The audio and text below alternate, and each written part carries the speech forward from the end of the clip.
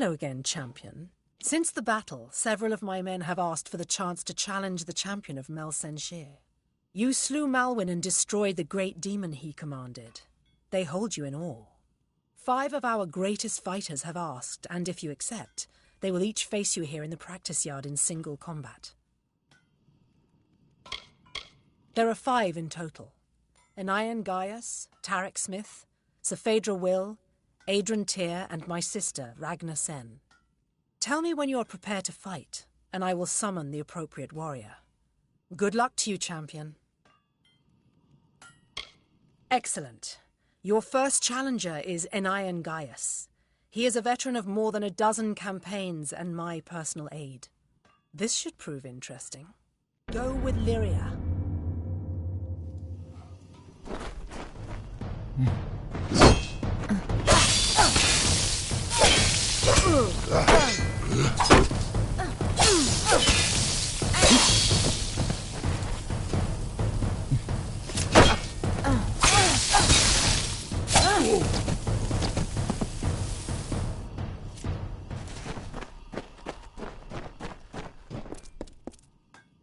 That last fight with Anayan was interesting.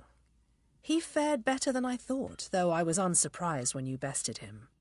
Prepared for your next challenge? Your next challenger is Tarek Smith. The smith spends all day pounding steel. Do not let him pound you too. Go with Lyria.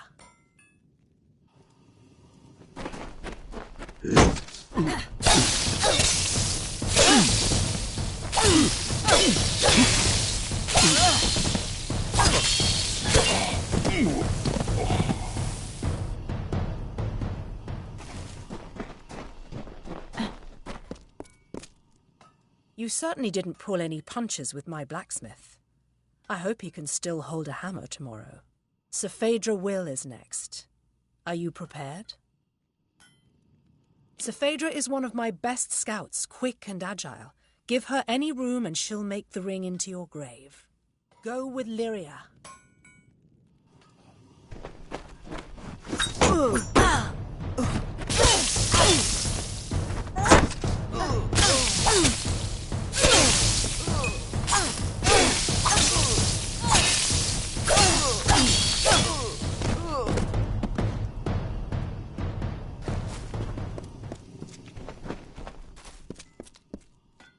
You handled Saphedra readily enough. Perhaps it's time you face Adrian Tyr. Adrian Tyr survived alone 3 times when his company to a man has fallen. The soldier refuses to give up. He is fearless and enduring. It will take the force of God to bring him to his knees. Good luck. Go with Lyria.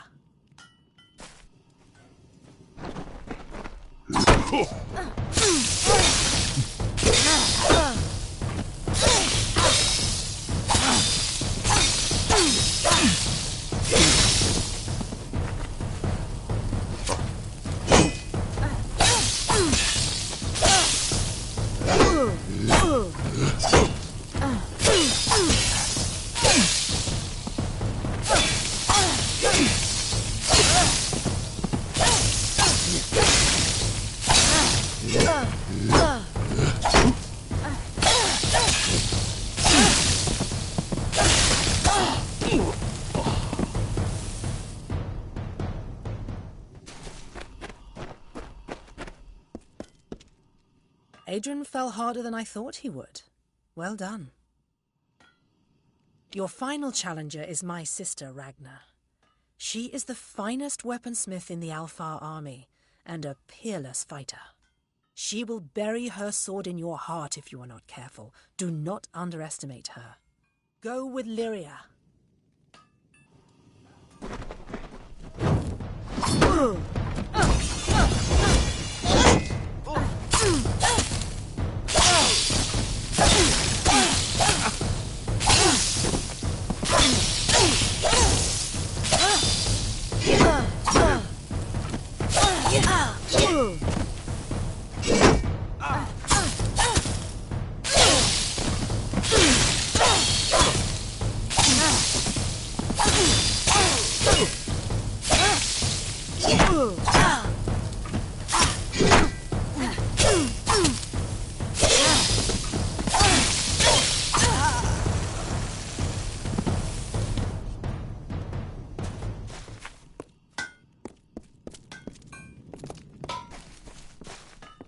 One by one, the greatest of the Alpha have faced you in single combat, and all have fallen. Now it is my turn. I am Bronwyn Aurelia Sen, the first sword of the Alpha. I was born in battle, and hundreds have fallen by my hand. Let us see what you are truly made of, champion. Go with Lyria.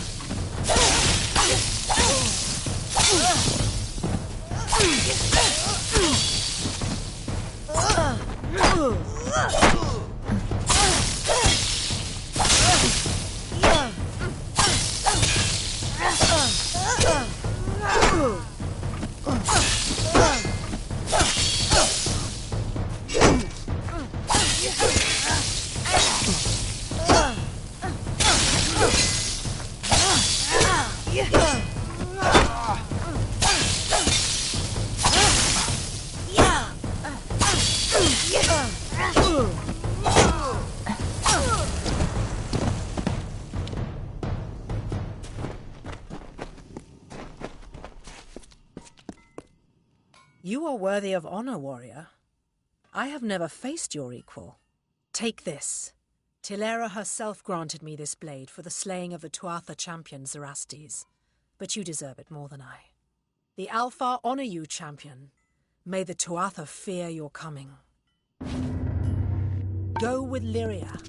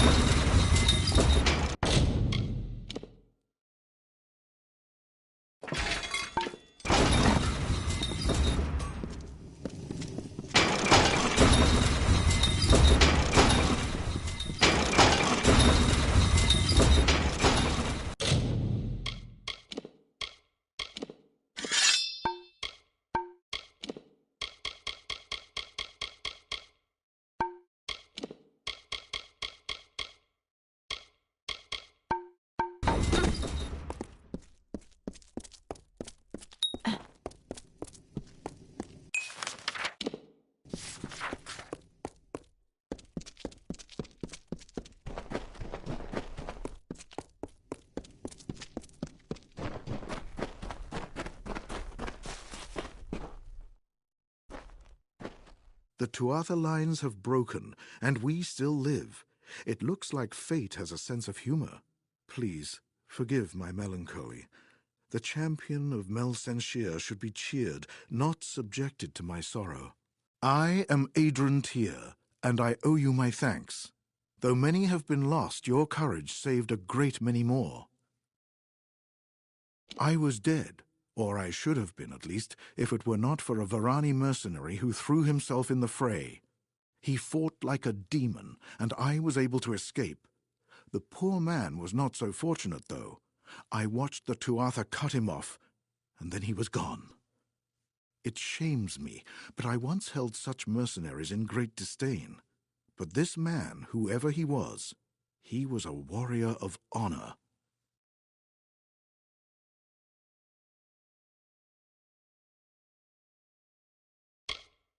He was cut off and surrounded by the Tuatha. He is surely dead. However, his body must lie somewhere in Cursewood. It would give me peace to learn of his fate.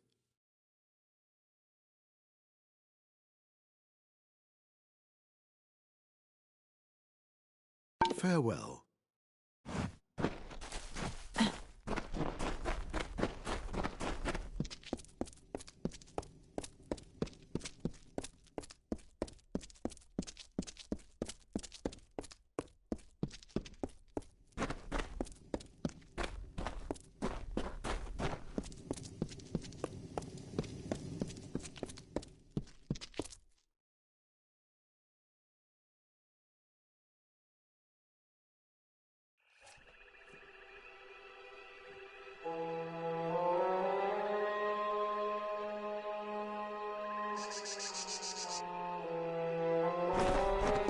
You! Stop! State your business. Keep your hands off me. You're the one who slew the Baelor. Honor to you, champion. I command the Ariad. We are warrior scouts, the eyes of the Alfar. My men are scouting the Tuatha's retreat, though I fear I may have lost even them to this cursed forest.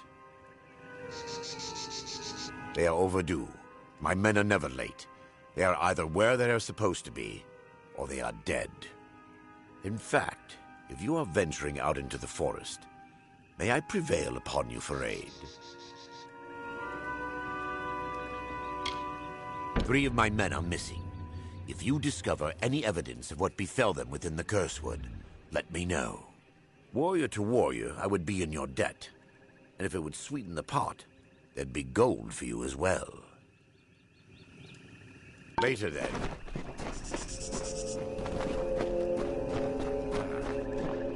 It is a pleasure to meet the Siegebreaker. Especially here, in a land where pleasure has been all too rare. I am Sidon the Outcast, Prince in exile of the House of Sorrows. I'm here to welcome you to our home. I see the hesitation in your eyes. Although I am Fae of the Winter Court, you and I have a common enemy. I am Sidon the Outcast. Once, I was Prince of the House of Sorrows, but my true duties are to the true Court of Winter. The Winter Fae have been disgraced and despoiled by Gadflo and the Tuatha. With your help, I can end their reign. Clearly, I'm not Tuatha. I carry a loathing for them that mortals could never understand. I simply approached your lines peacefully and expressed my desire to speak with the Siegebreaker. It seems that even the simplest mortal soldier can recognize an ally against our mutual enemy.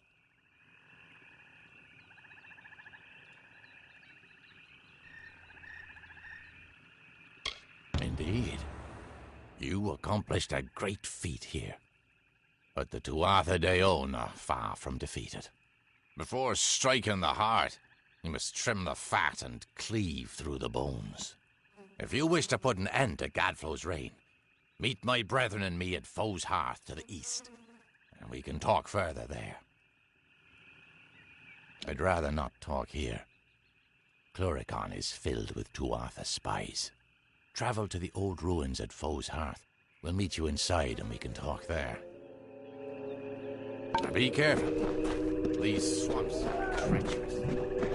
You go ahead. It's been some time since Sidon and I had a chance to talk. Indeed, Agar. I hear on the winds that you laid down your sword and drowned yourself in drink when you learned the way of your feet.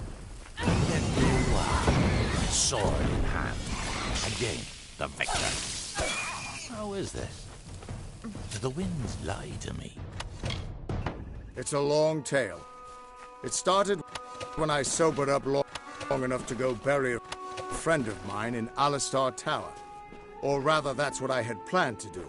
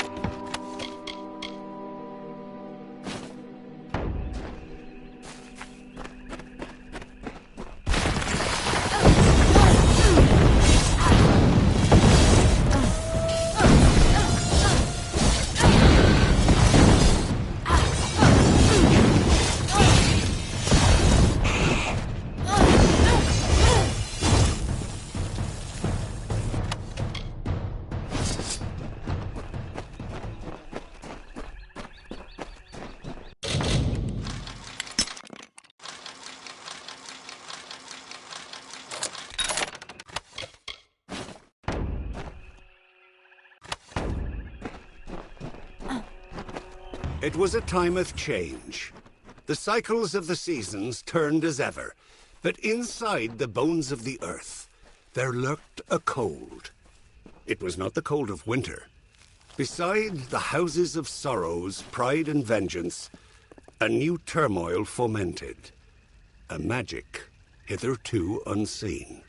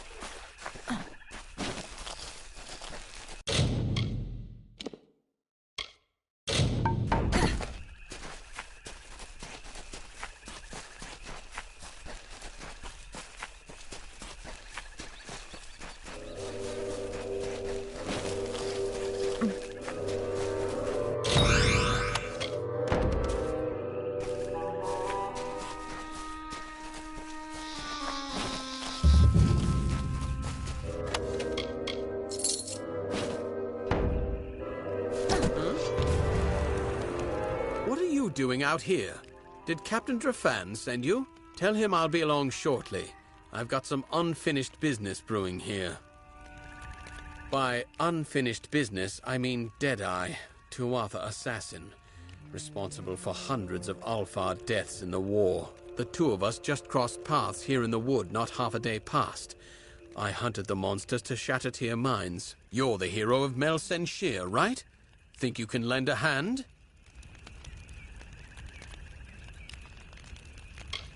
Deadeye's inside. I don't dare to go in alone.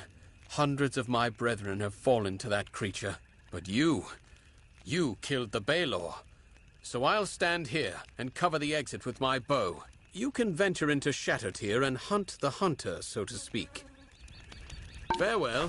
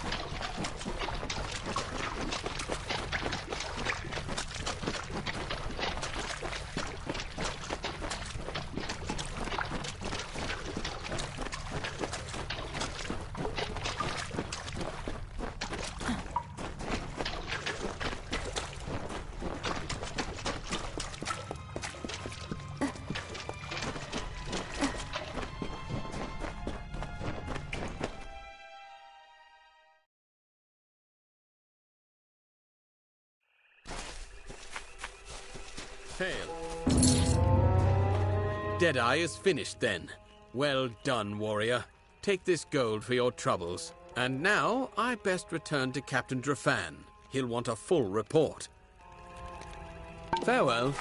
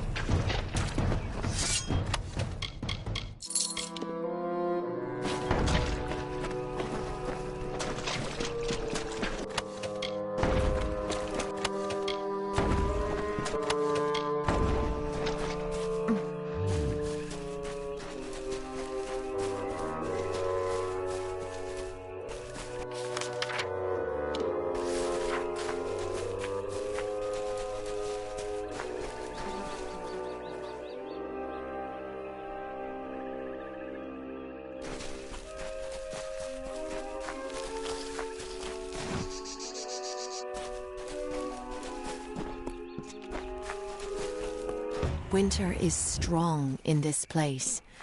When first the Fae walked into its depths, it bore great fossils, bones of beasts greater and more terrifying than we Fae. But for all their strength, the earth at their feet lasted longer. It sapped their strength, their life, their flesh.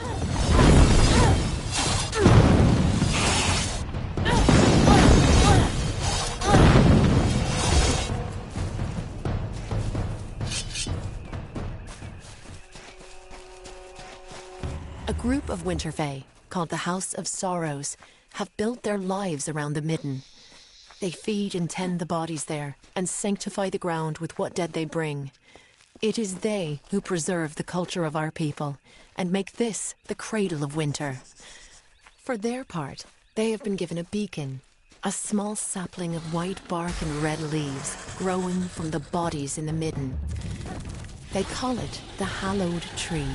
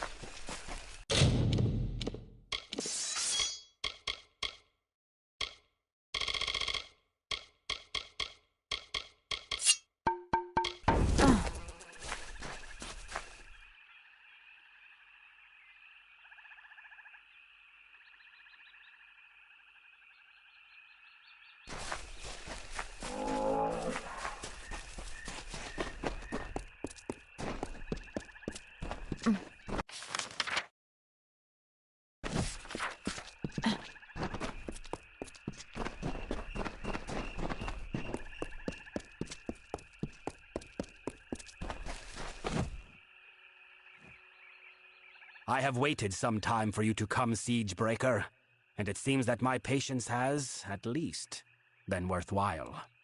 The House of Sorrows has need of your might. Aid us, and you will earn a strong ally in the war against the Tuatha Deon. Like your Alfar allies, we Winterfey suffer under the Tuatha's onslaught. And like the Alfar, we Winterfey need a champion. But it is a difficult position we are in, mortal. The Fae are not like your kind. We have different priorities, different threats. We need someone who understands that. You may call me Bizarrain. I represent one of the great houses of the Winter Court, the House of Sorrows. This war with the Tuatha has worn the house to all but dust. We Fae are ill-equipped to handle such change. But your kind, you mortals, can bear it. It is not a simple task I ask of you. I have only approached you because you show the potential of use. You must still prove your worth. Go to the Midden and find the place called the Proving Halls. This Hearthstone will grant you access. Once you are within the halls, my questions will be answered.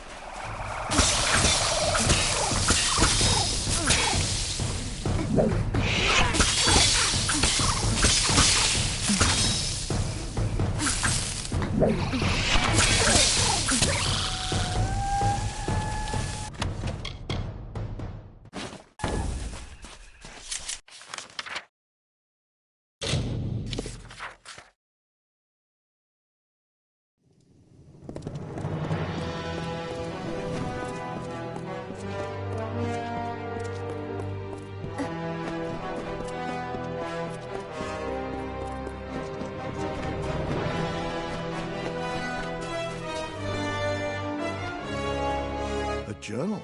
Let me see. This book looks like it might belong to the man who saved my life. He speaks of a brother in a place called the Icebrine Coast. Perhaps when the war is over, I will travel there and tell this man how his brother died. Thank you, champion. This book has brought me some small measure of peace.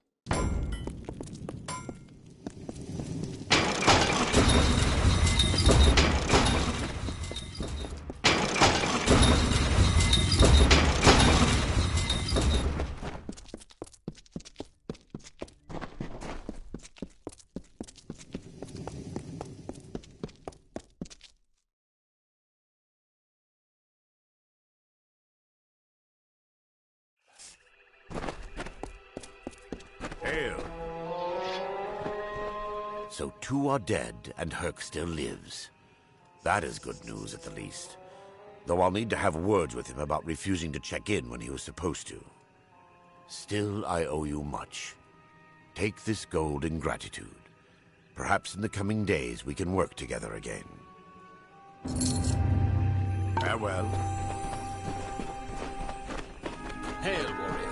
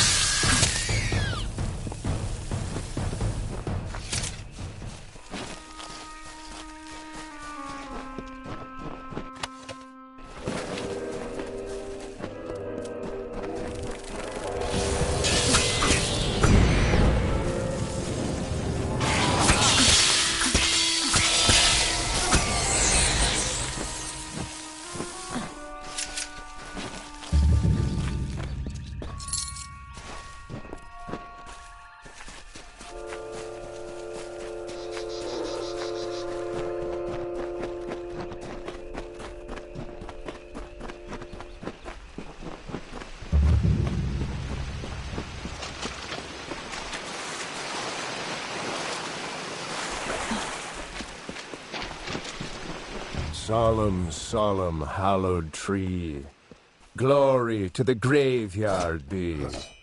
Far from forests of the west, do the dying. And so another mortal approaches, even as this one's blood has yet to dry. But my desire to extinguish mortal life has yet to be satiated. Come, you seem a warrior. Why not fight me? Excellent. I hope you provide more of a challenge than this pathetic wretch did.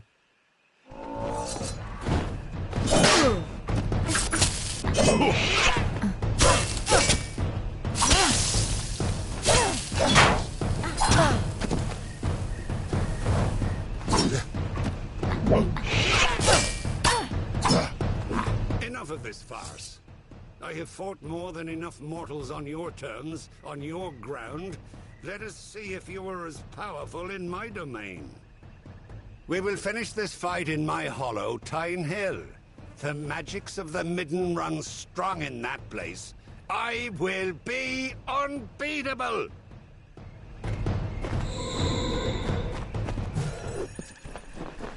You did it! What no one else has done.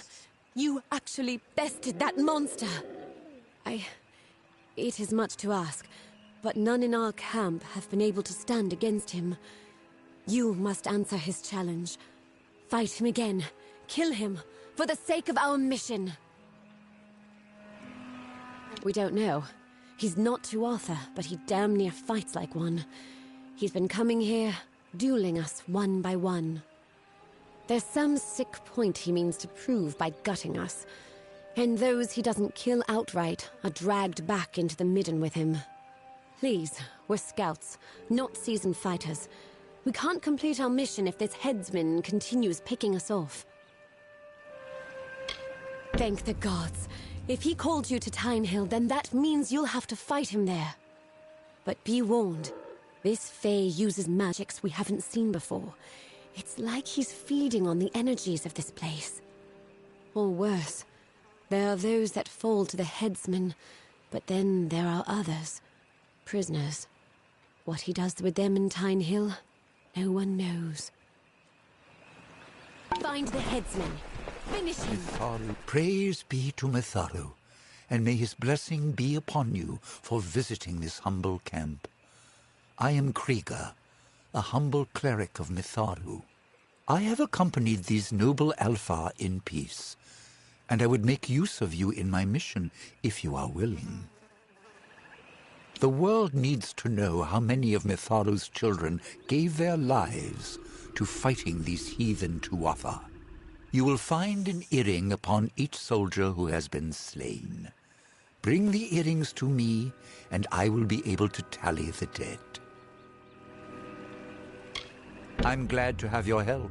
The soldiers, their bodies are strewn throughout the Midden. Every one has made the ultimate sacrifice in service. Collect the earrings from them, and I will give you what I can. Thank you for this, Wanderer. The world must know. Go with the gods. Wait a moment. You are not part of the army, are you? What are you doing here? No matter. We are injured here and need someone fit enough to venture into the Midden to recover some important reconnaissance. Somewhere in this mess of bodies is the corpse of my former scout, Venris. He was carrying the information when the Tuatha caught him.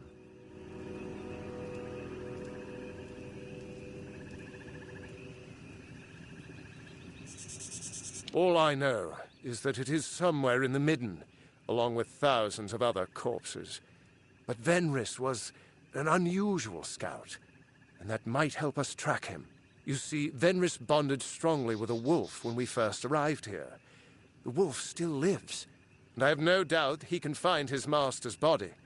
Follow him.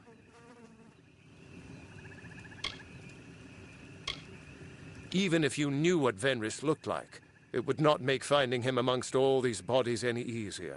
The wolf knows Venris's scent. He can track it through the midden and lead you directly to the body. Very well. I'll release the wolf now. Follow him and make sure nothing happens to him before he finds Venris. Without him, we have no means of singling Venris's body out from all of the others. Please, hurry!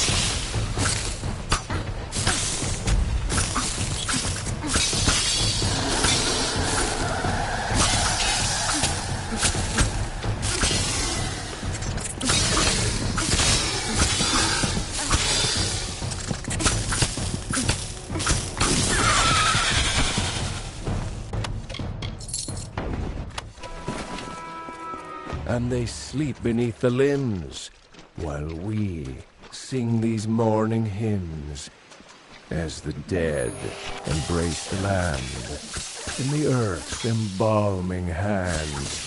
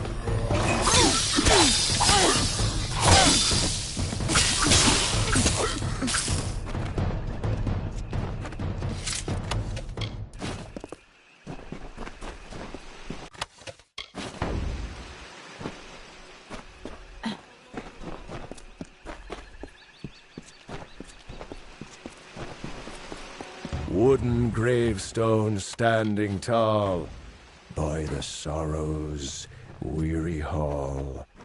Are the leaves now bearing fruit? Will the dead now follow suit?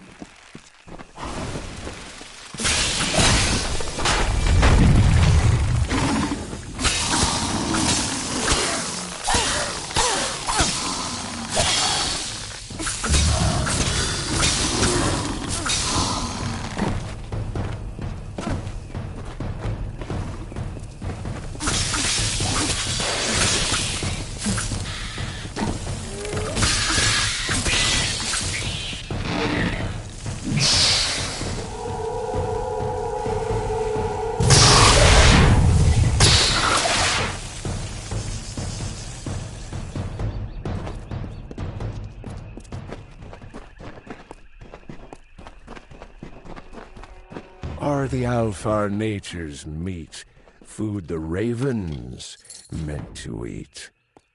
Why do soldiers hang like tears? Why Tuatha covet fears?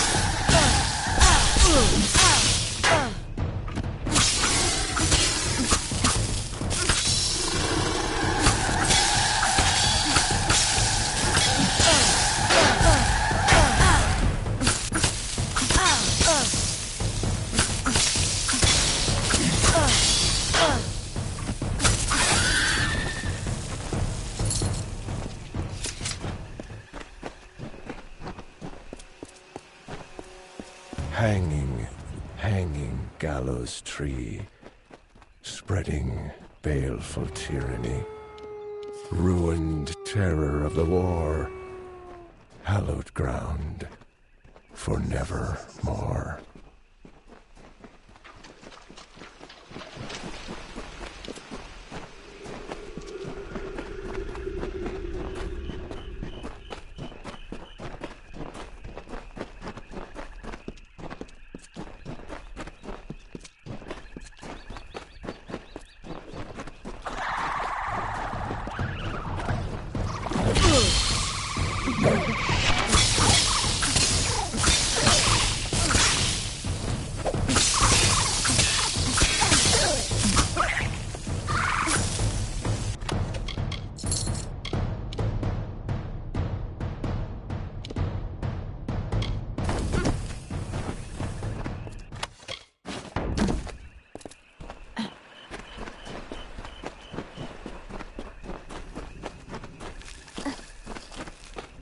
Thank the gods you were able to recover the reconnaissance the Venris carried. This information would have proved disastrous in the wrong hands. When the Tuatha tossed Venris in here, I feared all might have been lost.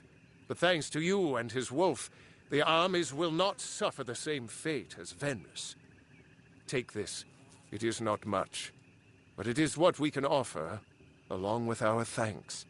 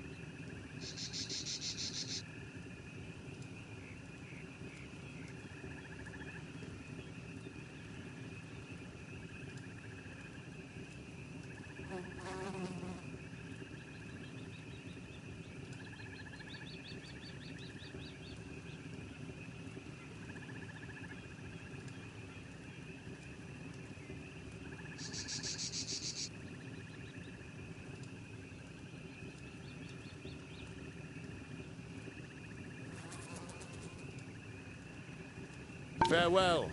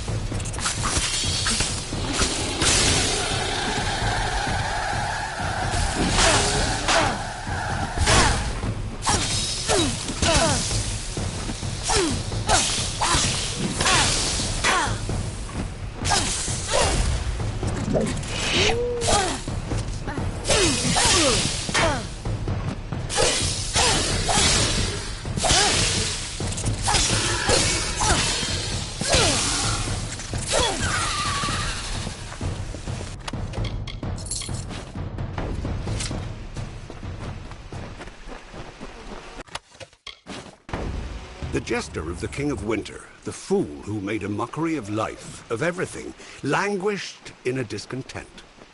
He heard the whisperings of power, felt its pulse. He saw visions of an endless winter, of a totality of nothingness. He was Gadflow, and he would follow the cycle no longer.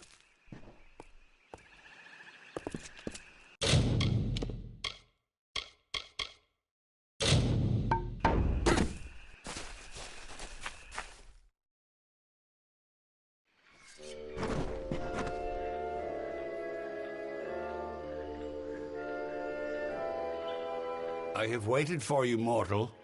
It is not the nature of my kind to anticipate. And yet here I am, with these emotions thrust upon me. I have only just awoken in this plane, And yet I find change, chaos running rampant.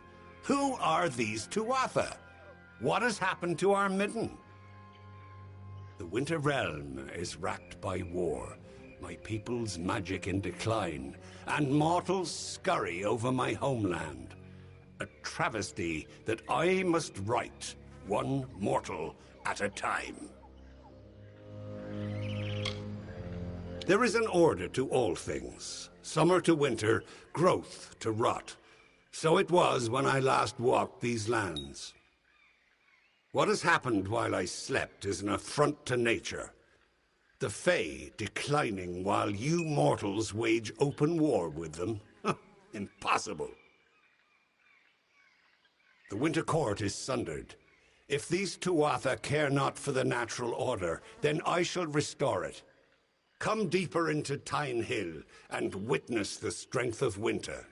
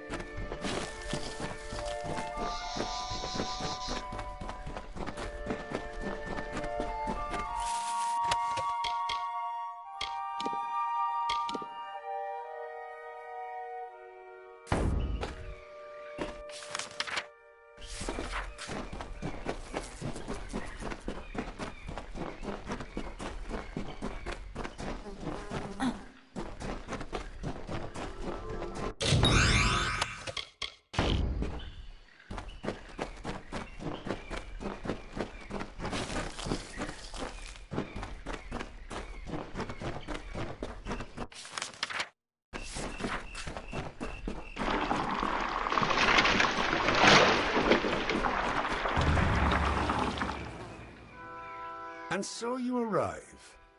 That you made it all the way to this chamber unscathed is just another reason why you must be killed. Or perhaps I won't kill you outright. The strongest I keep on the edge of life, to use their energies to sustain this place, to rebalance the scales. The world has changed, mortal. You have heard it said before. I am certain. But you can never sense it as I can. The long winter was birthed by my fallen kind, and though it may one day be reversed, it will never be undone. The cycle has already begun its fracture. I only hope there will be a time for healing, and that when I rise again, I shall be reborn to it. Goodbye, mortal.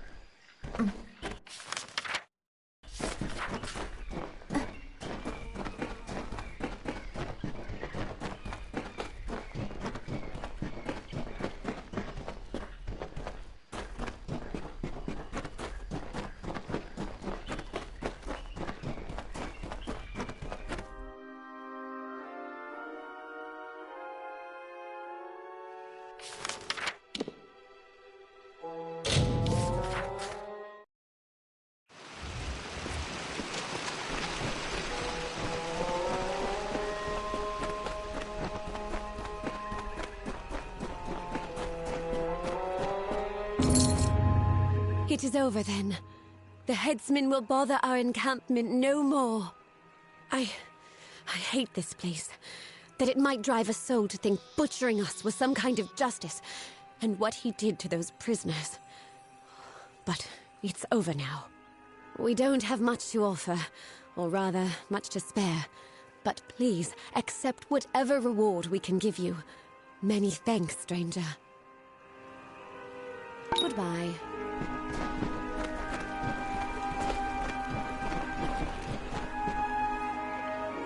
You have returned.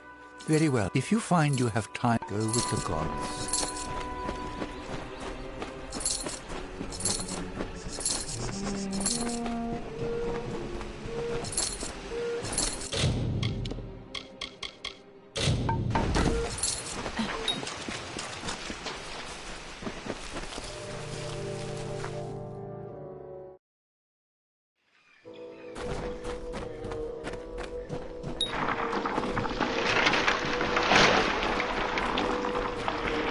And so you have come, whether to aid the house or rain punishment on the Tuatha, I do not know. That you are here is enough. To assuage your confusion, I am Bizarane, king of the house. During your trials, I will observe and communicate to you through this medium. This is about you, of course. You are the only mortal to be given a chance to join the House of Sorrows. But do not think such an offer is given out of honor or respect for you. What drives me to this offer is what brought you here. Necessity. Through the crystal you see before you, it is not magical in and of itself, but a conduit for my own magic. All your actions will be known to me. Every word will be listened to.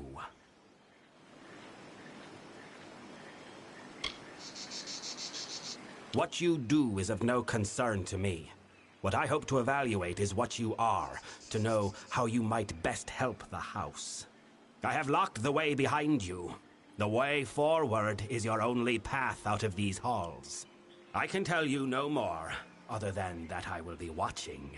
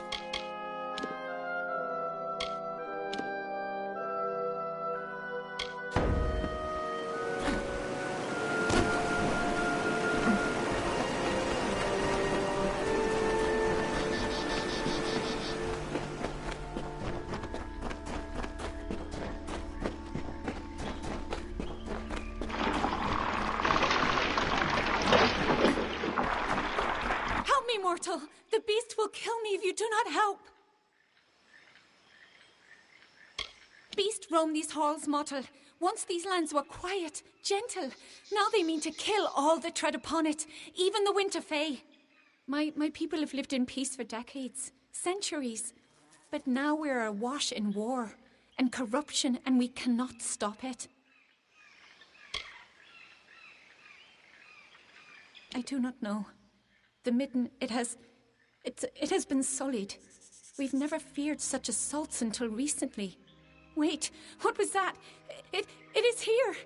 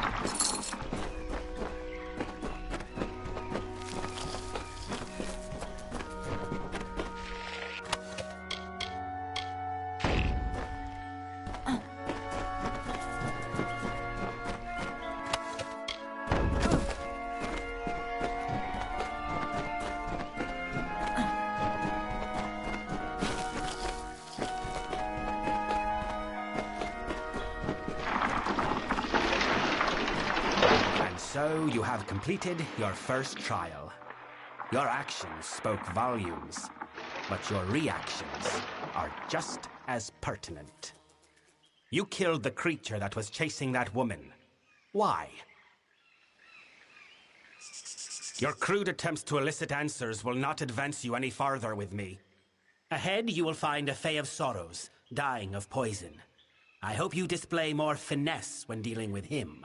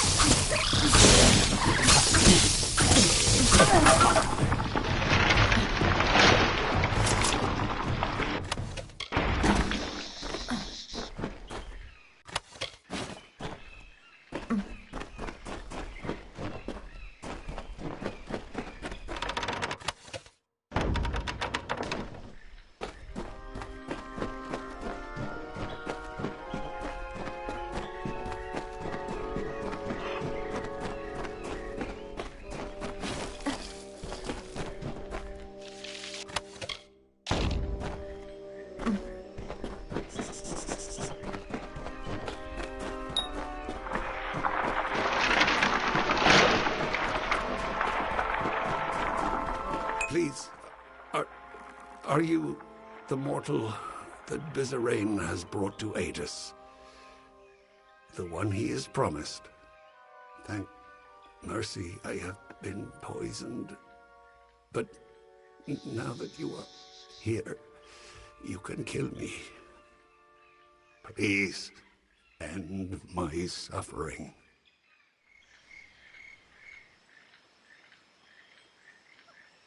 I do not know. Everything is blurred. I do not even know where I am. It must have been him.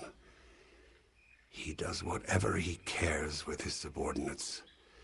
It was Bizarrain.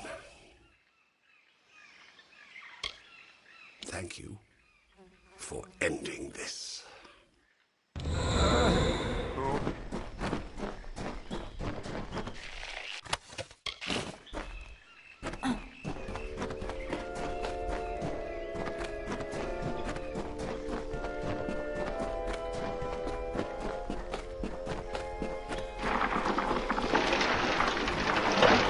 Is something you readily deliver, it seems. But did that Fae die as a result of your mercy or your barbarity? I lead a court of Winter Fae who wish to free these lands from the Tuatha, and we have gone too long without new blood. You have demonstrated substantial worth. One trial remains.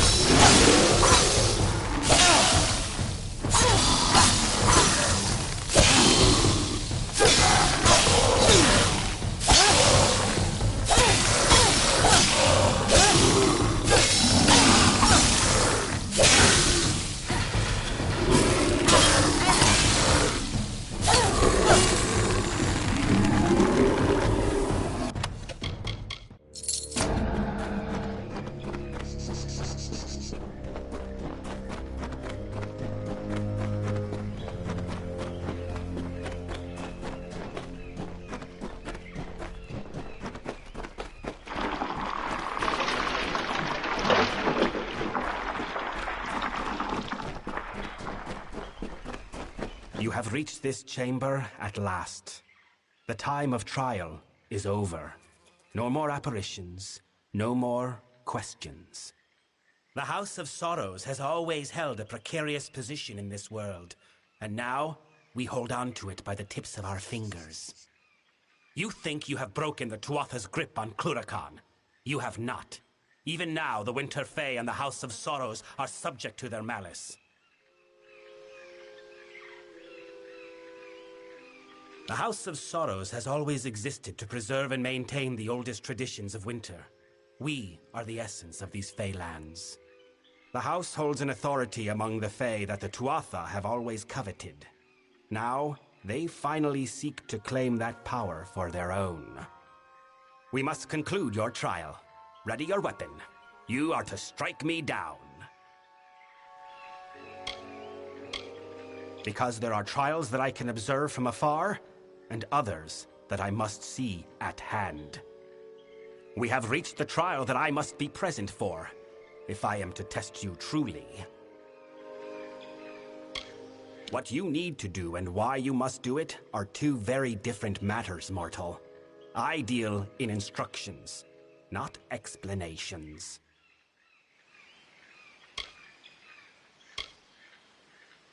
Indeed. Perhaps not. Now that your trial has concluded, come with me. The Tuatha have yet to break down our doors, but I would not put that past them. The house is poised to collapse from the Tuatha's dissension and destruction, and I need one to help us.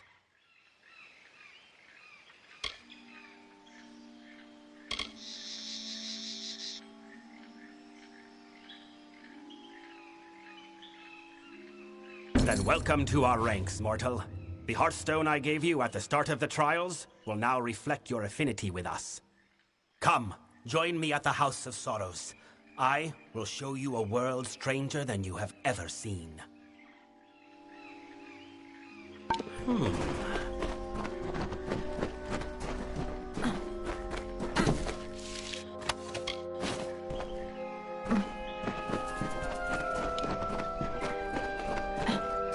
Speak.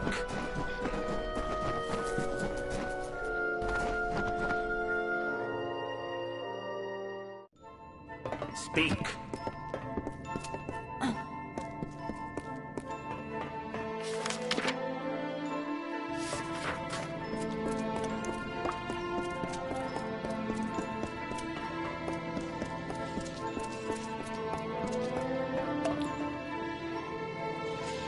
Mortal, there is something that requires the attention of one of your kind. You have been to the Midden, yes? The sacred ground being desecrated by the corpses of your kind? The nature of my request is not something the Midden needs, but something the Midden should do without. The corpses of your brethren have been thrown into the Midden as a declaration of hostility by the Tuatha. But they do more than signify a point. Their corruption and rot have drawn an ancient Lianshi Mithra from slumber. She gluts herself on the bodies and will further corrupt the Midden if unchecked. To feed, Lianshi are drawn to death and decay, something Winter Fae embody in spirit, but which mortals embody in flesh. When mortal corpses began appearing in the Midden, Mithra was unable to resist the temptation before her, and now she runs rampant.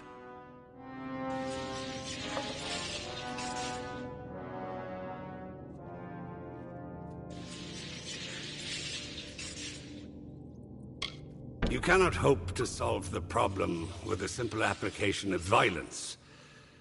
Biathra is old, and she is wise to obvious attacks on her. Searching will yield no quarry, so you must be cunning.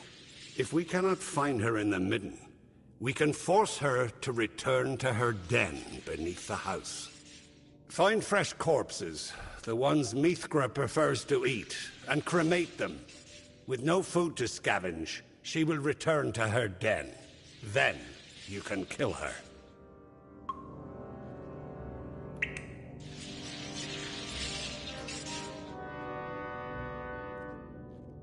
Make haste.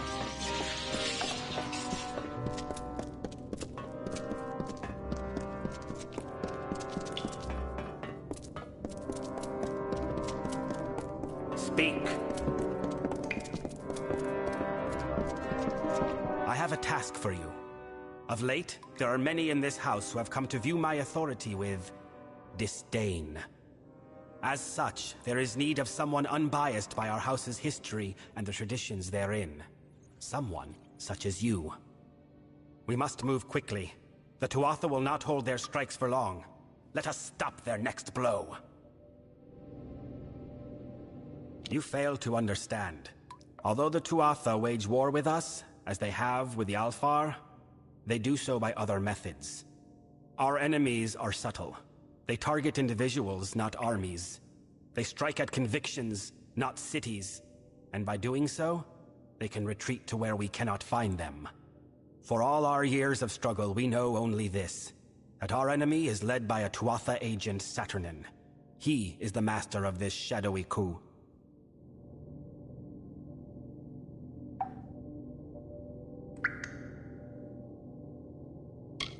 We cannot right now. He hides himself and covers his tracks well. But I have a lead which you will investigate with one of our delvers, Tybri. A tender, Catarak, has fled the house and killed a fellow member in doing so. I suspect Saturnin's influence, or perhaps that Catarak might be Saturnin himself. Bring Tybri to the body of Catarak's victim. Though dead, the sorrows will remain on the corpse. The sorrows can lead us to Catarak. Who calls?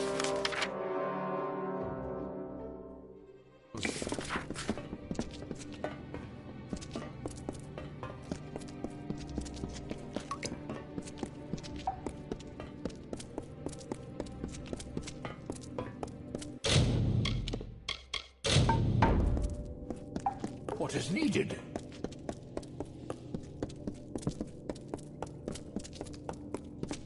You have business here.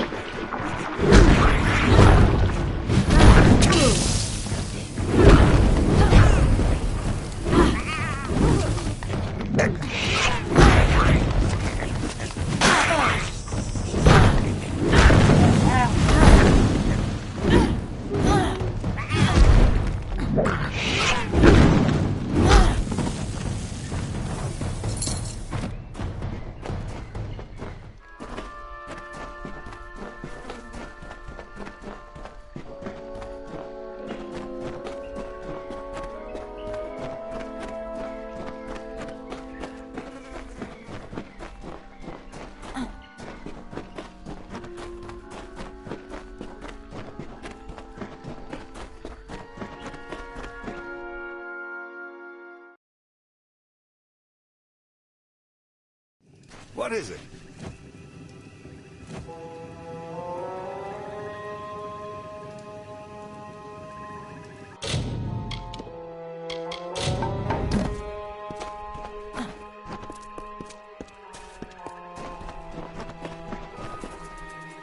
So, you were the mortal. There were whispers that Bizarane had welcomed one of you amongst us. But to pick the siege breaker, I am awed. I forget myself. Bizarane has made his wishes clear, and we must do as he asks. Are you ready to begin? I am Tybri. I have only 2 centuries to my name. I was asked to join the house because of my abilities. I can hear them. The sorrows in people. The essence of decay and ruin that precedes winter. I can even hear the sorrows faintly in you. Few delvers are left who can hear any sorrows at all, but never have any claim to hear them as much as I. Many believe me to be a liar, or an abomination.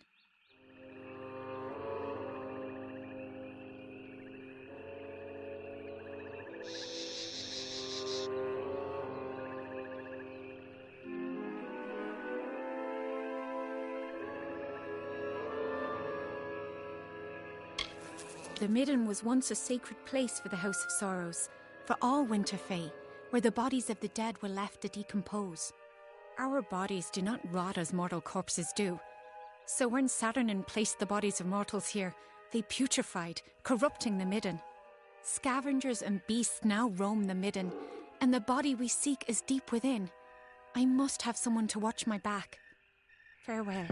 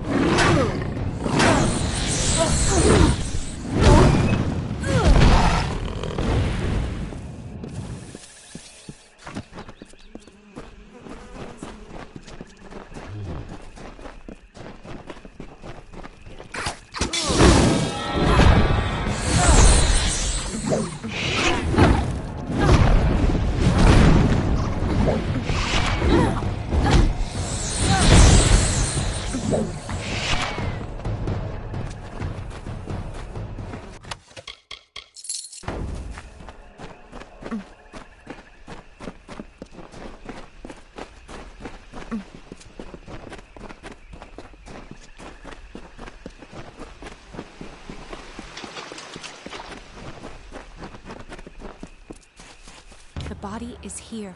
I must begin my work. But the magic is sure to draw the wild fae in the area. Hold them back while I commune with the sorrows. Farewell.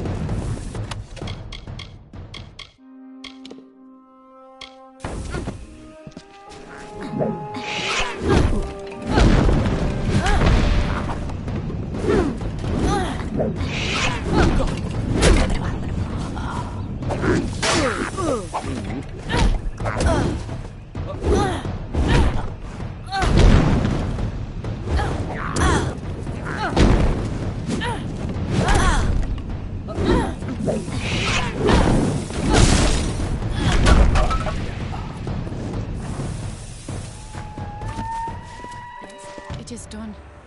Cadoric's sorrows left a strong impression on the corpse. He is hiding in the Siren Crypt in the Drowned Forest. You should go there, but be wary. The impression Cadoric left on the body was conflicted. Something is not right here. I will return to the house. With the beast beaten back, it should prove safe enough now. Farewell.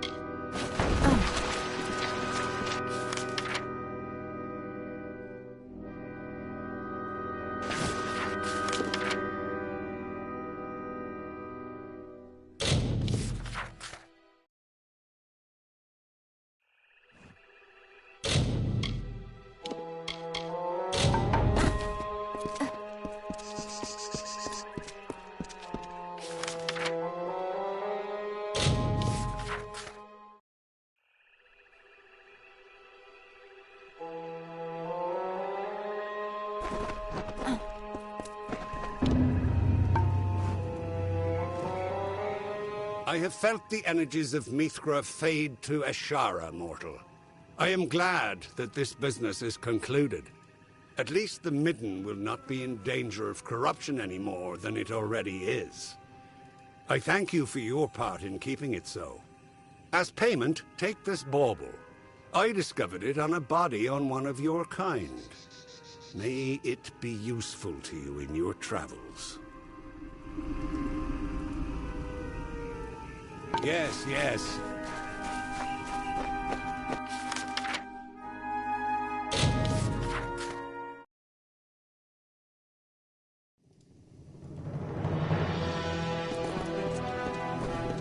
When the grace of the scar...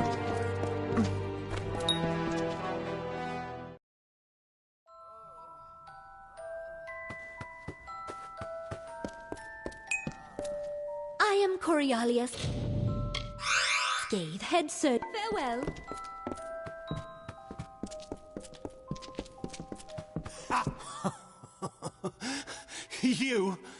You're already dead. Nothing but another corpse, just like me. Another body for the feast. She's here, you know. Death. I've seen her. She's like a big fat crow come to eat my eyes. Please, don't let her eat my eyes. I don't want to die. Oh, she's a great dark crow with 1,000 needle beaks. She's going to take me, you know, I've seen it. We're all beggars. Dead already and begging for the end. Beggars bent like hags, bent beneath a bloody fate. But you're no beggar at all. You're the scarecrow, aren't you? Shoo, death, shoo! I can see it, all around you. You're not like us, you're not like anyone. You're not afraid of death, are you? I am. I dream of her. She takes me beneath the tower and she does things. Horrible things. Don't let her take me there, please. Don't let her open me up. I don't want to see what's inside. Don't leave me!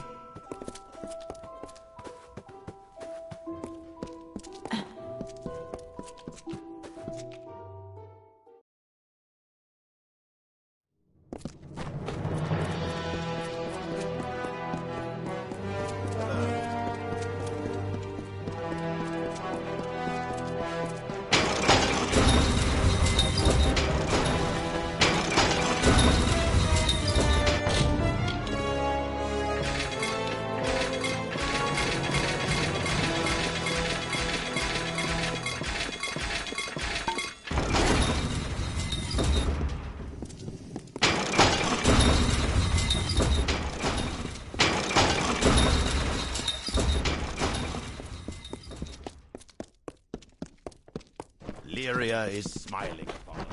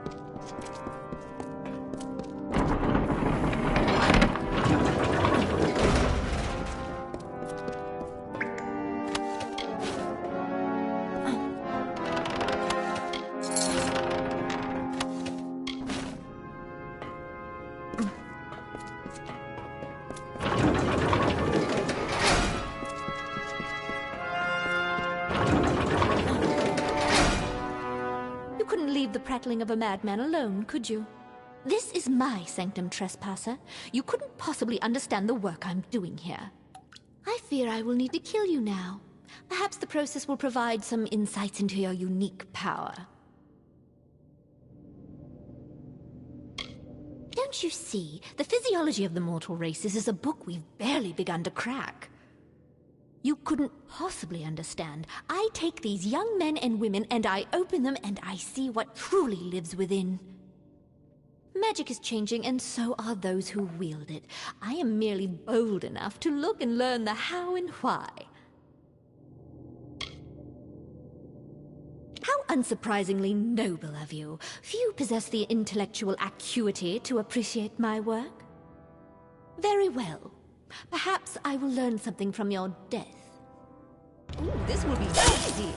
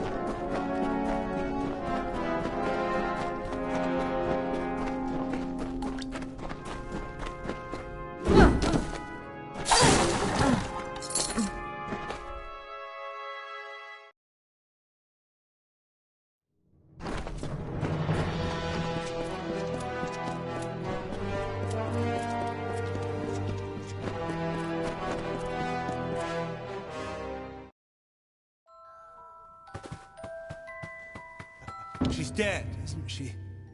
The moment she passed, the clouds surrounding my mind seemed to pass. What a wretched woman. Who knows how long she's been here, preying on the weak and injured. Seems I named you well, Scarecrow. I cannot thank you enough for what you've done.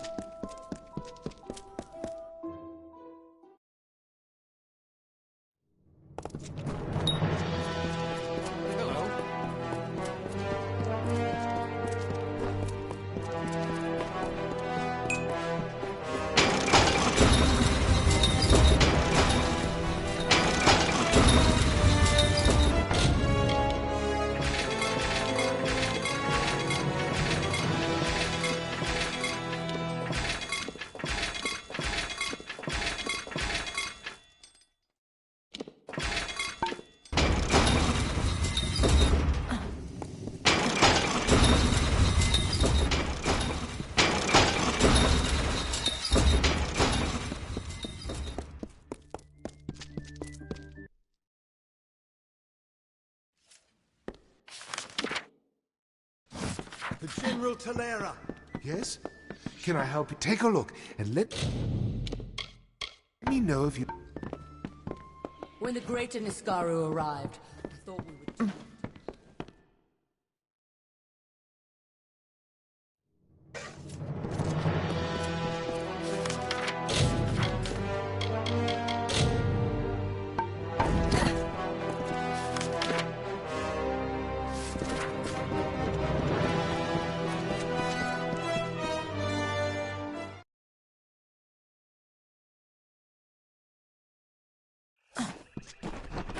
Hail, warrior.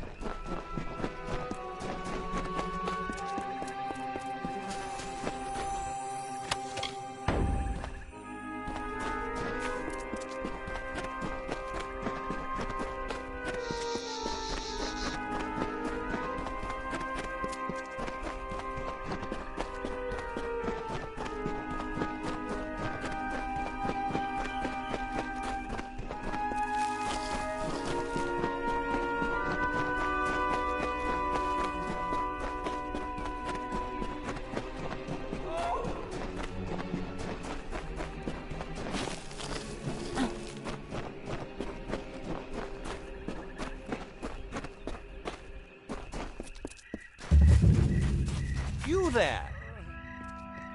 The hero of Mel St. Sheer? I did not expect to find you in this damned swamp. We couldn't have picked a worse time to travel in the drowned forest. It's all these damn Mergen. We've arrived just in time for their spawning season. They're filling the swamp and tearing my men to pieces. I don't know how many Banshin are out there, but I venture it's more than one. If you could lend us a hand and destroy any Banshin you find, I'd be forever grateful. Thank you. They seem to be coming from several nests to the west. Find the Banshin and destroy them. Be wary, they're always guarded by more Mergen. Tread cautiously.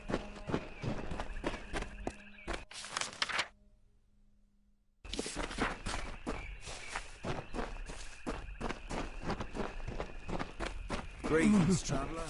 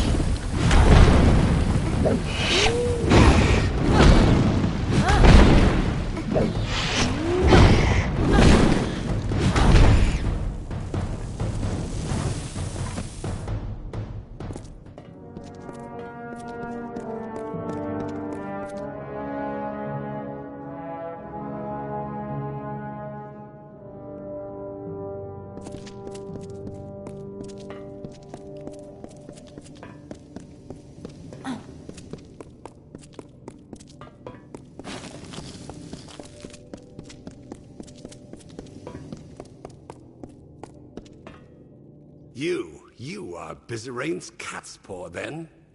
I knew he had let a mortal into the house's ranks. But this is who he sends to do his dirty work. Fie on him!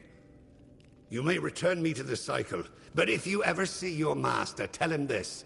He will never get his hands on the Sorrows. All of us, will stop him.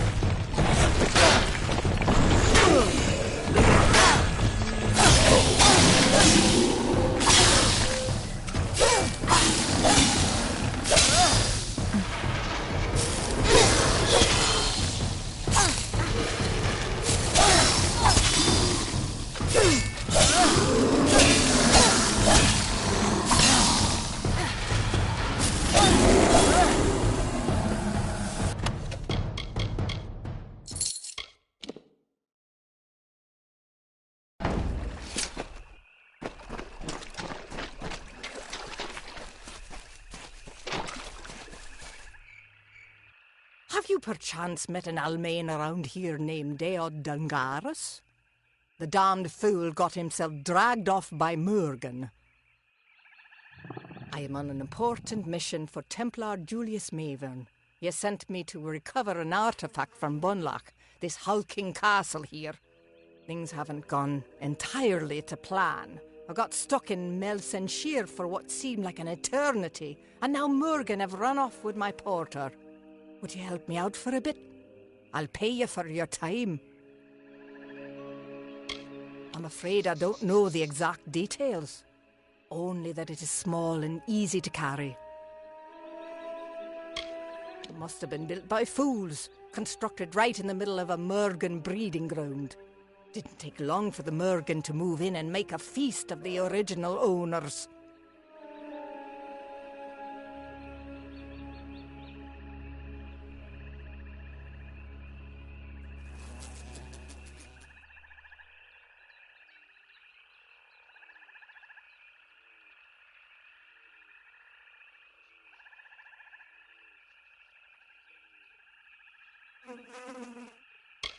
Great. First, please retrieve my pack from those Murgan.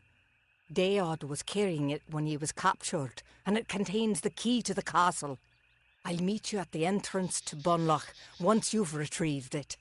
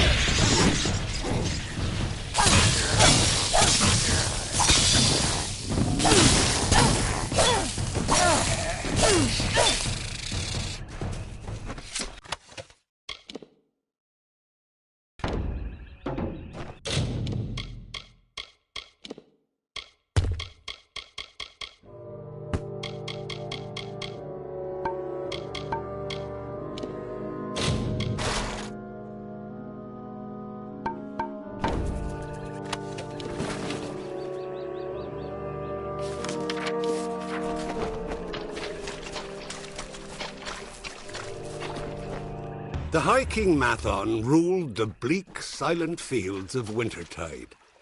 He kept the season as it should be. The blizzards howling, the skies filled with snow in the gloom of a long night.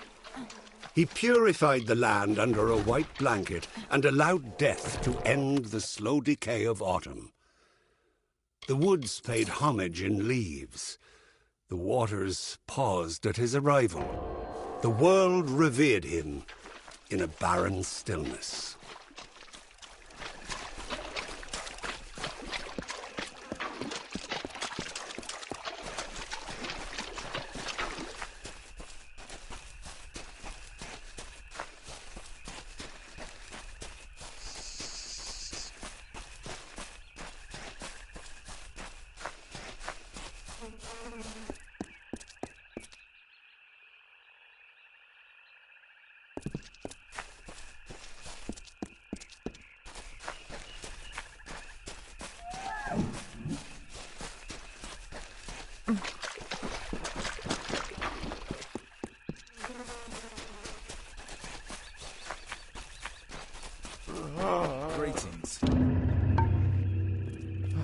The Mergen numbers have already decreased. Thank you. Now we can press forward and drive the damned Tuatha back into their hole. Take this. It's not much, but I hope it helps somehow. Tread cautiously.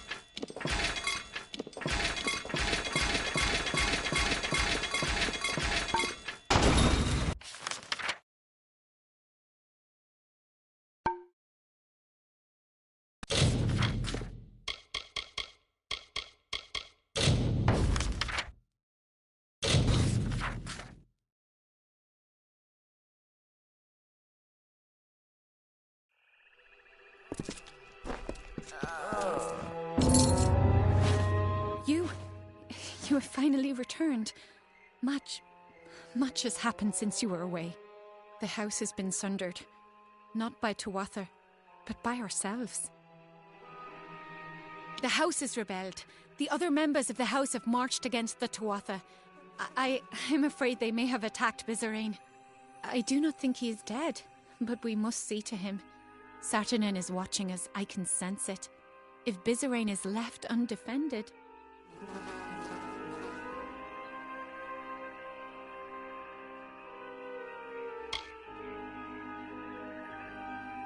Yes, unfortunately the doors to the house are barred from the inside.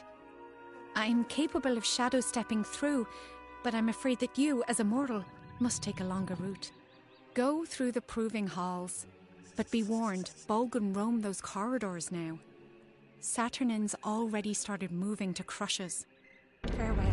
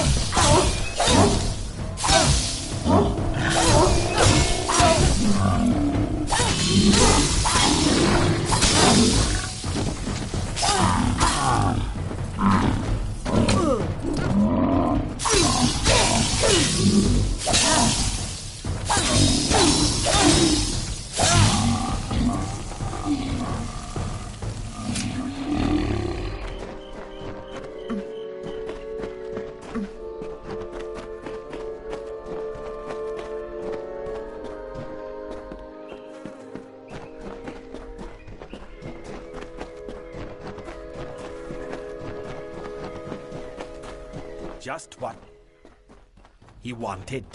as ye are. Land all along.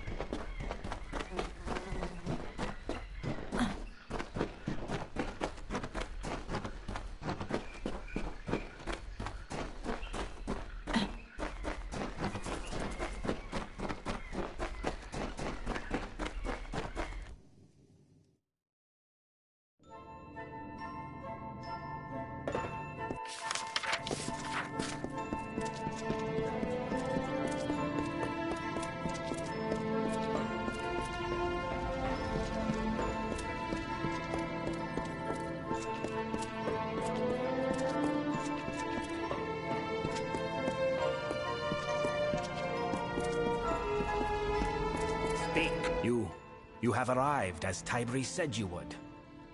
It is good that you were able to get through the proving halls unscathed. But there are greater events at work here. The house may have breathed its last. The rebels have begun a march of folly to make war on the Tuatha. As they said, they are rallying at a fortress called the Fallen Hall. I sought to stay them. They ignored me. I sought to warn them. They paid no heed. For them, the war started when I became the King of Sorrows. And now, my reign ends. Saturnin wants this, mortal. Without leadership, the rebels will be easily picked off. And so it falls to you and Tybri to save them. Years ago, the House of Sorrows and the Tuatha made a pact of necessity. The house would remain free of the Tuatha, but could not interfere with their war.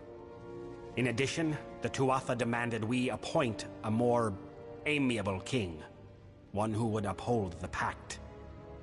And so I was named. I became the face of our submission, and when Saturnin led the Tuatha to fight us, the house had no reason left to heed me.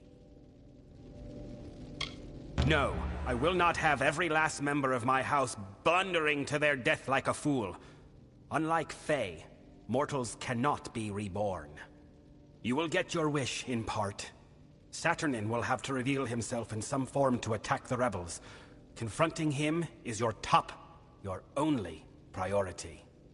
I have instructed Tybri to assist you as best she can, but she is not as suited to this work as you, mortal. Look after her.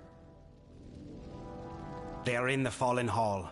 Save who you can, but more importantly, we must learn what we can of Saturnin.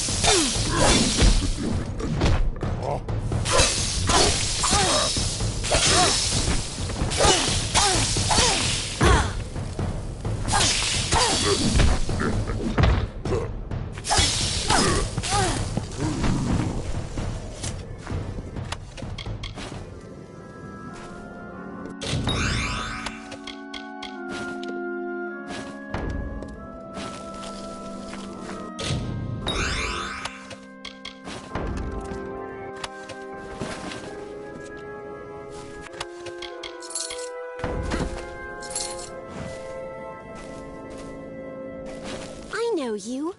You are the one who slew the Baelor at Melson Shear. I was at that battle as well. It was my unit that drove the Tuatha off the southern wall. Please, you must help me. Those Jotun will not let me survive much longer.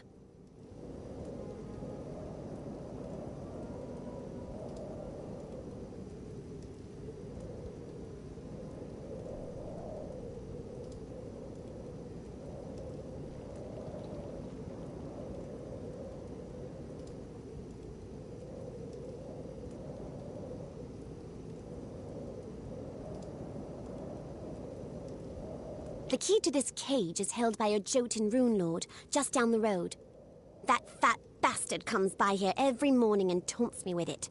Please, retrieve it and get me the hell out of here. Thank you. The Jotun rune lord is just down the road. Please hurry, for I have unfinished business in the keep on the hill. Good luck.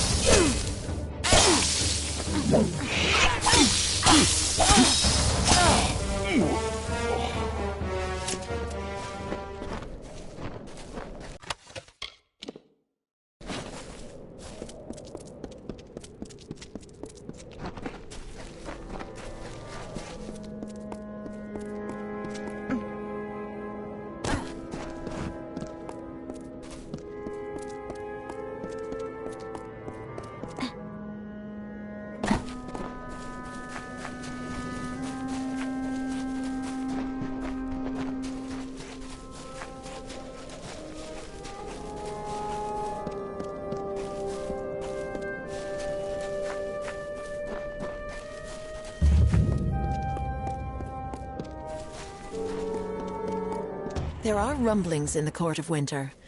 There are Fae who are preaching beyond a world of rot. They fly in the face of sorrows, the cycles.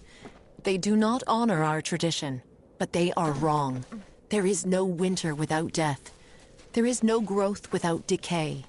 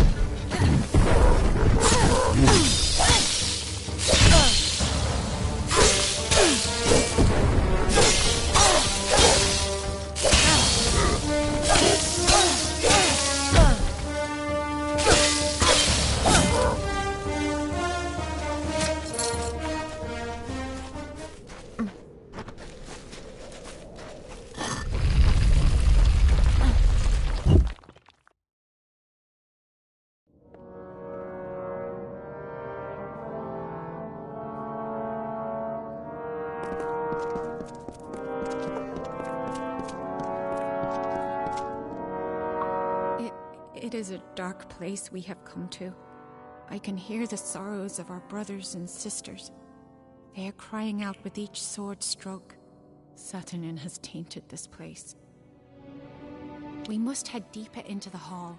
Behind the great cavern there's a hole fast sealed with mighty doors. The rebels will be there, and likely Saturnin as well.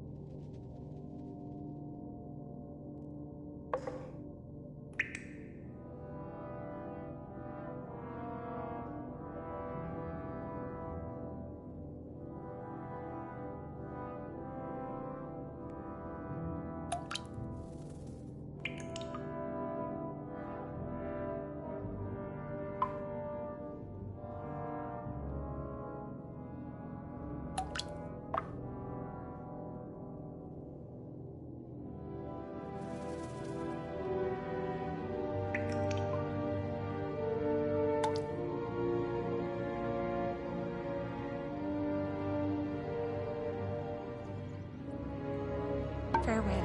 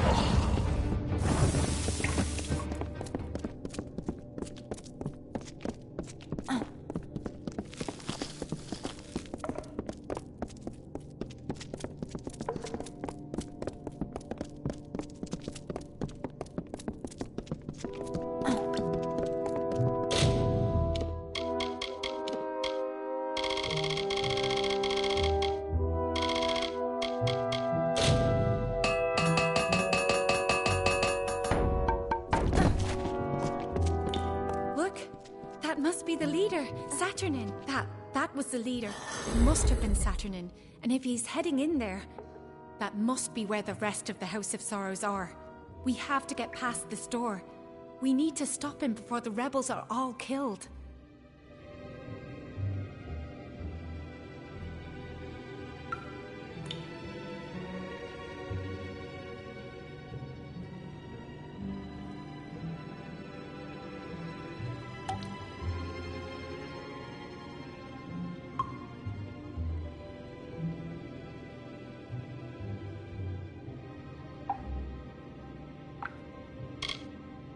The Fallen Hall is a fortress in the Phalanx. To get to its heart, we will need to open 3 great doors. There should be 2 other sigil stones that we can use in addition to the one before us. They will grant us passage. Farewell.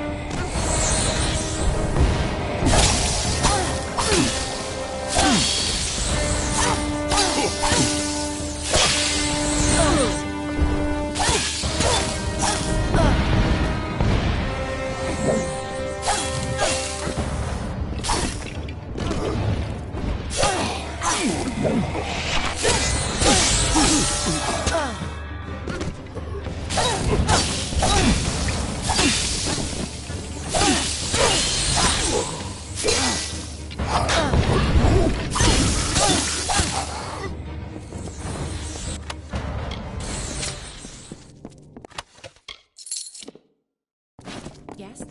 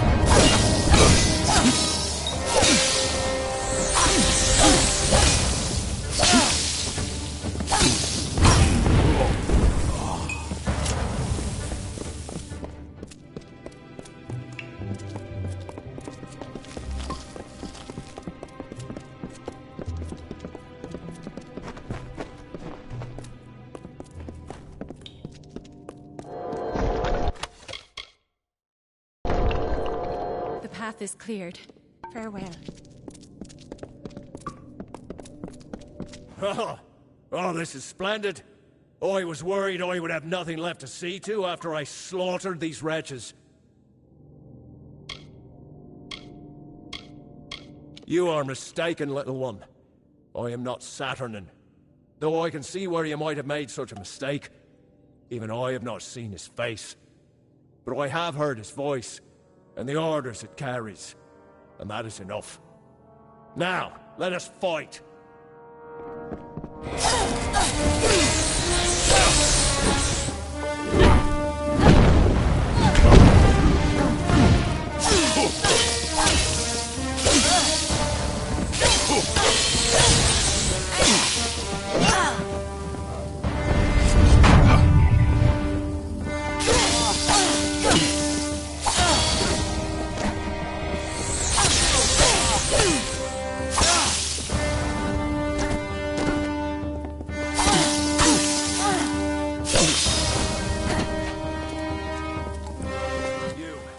Saturnin has a message for you to deliver to your master. This war is over. Soon the Sorrows will belong to the Tuatha.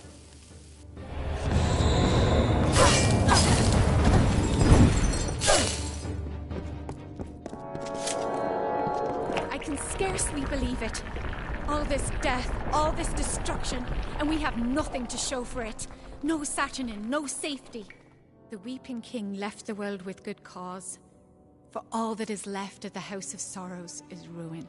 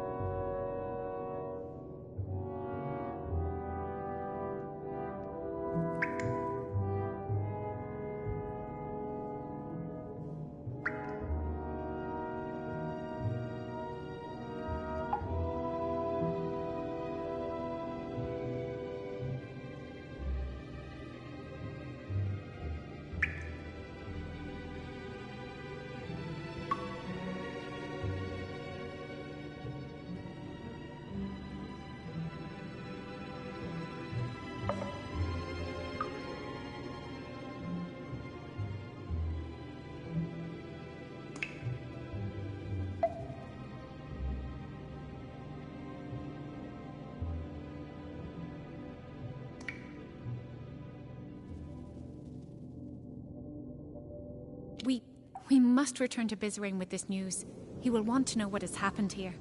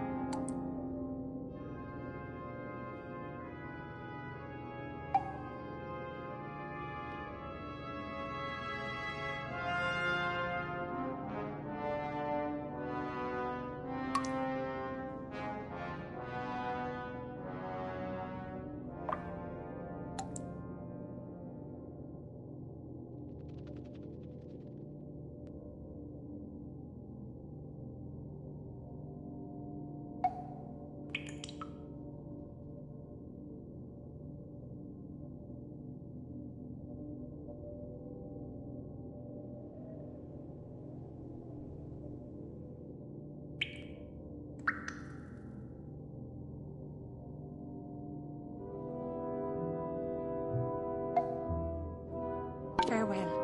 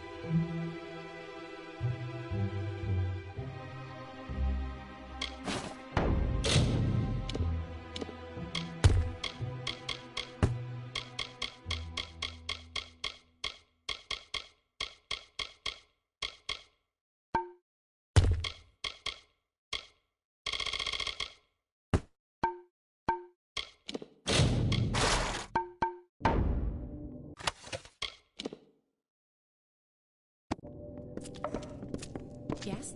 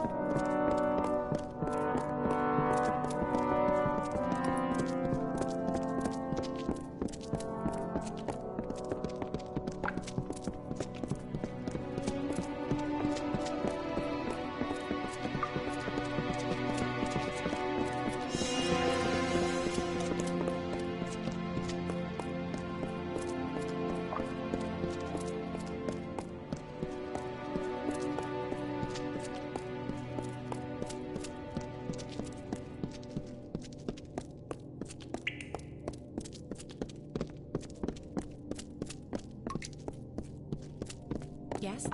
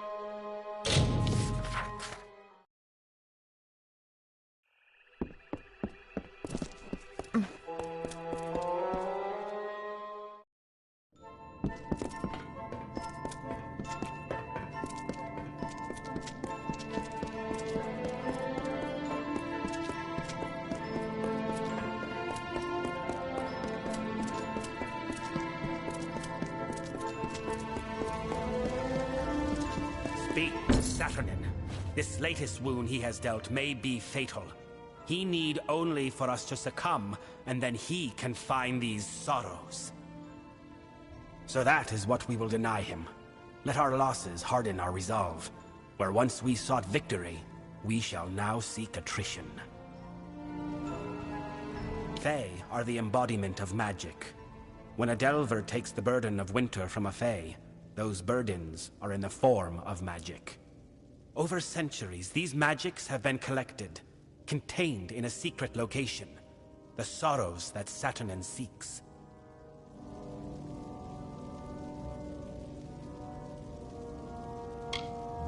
It is a difficult magic for a mortal mind to grasp, but the accumulation of centuries of sorrows is a fearsome weapon indeed. The burden of a single lifetime of sorrows can be debilitating. Their impact can instill madness or drive a life to end itself. Saturnin would hold a millennium of sorrows. With them, he could obliterate an army's morale and send them from victory to bedlam. Their location is an ancient secret. Only two Fae, the eldest, know. They left the house centuries ago to reside in Damelrock. The way to them is blocked by the Great Scale, a mighty spell which you must bypass. That alone will open your path to the Eldest. You must kill beasts on the pans of the scale. Death is the only weight it will bear.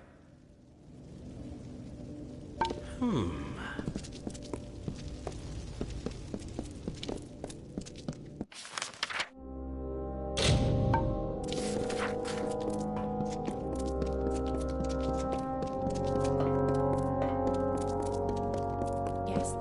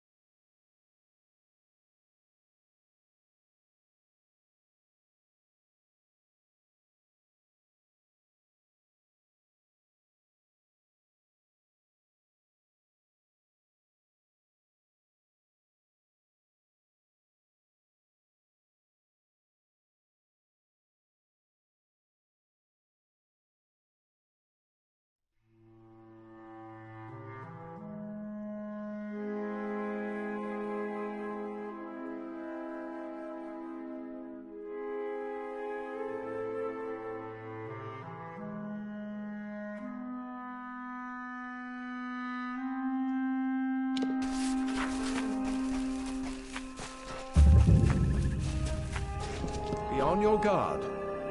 Well, I expected to see a lot of things out here in Caelid, but not the hero of Melsenshire. What brings you this far south? I am Sergeant Odai, twice decorated officer and now civilian escort. I guess you could say that I'm really working my way up the chain of command.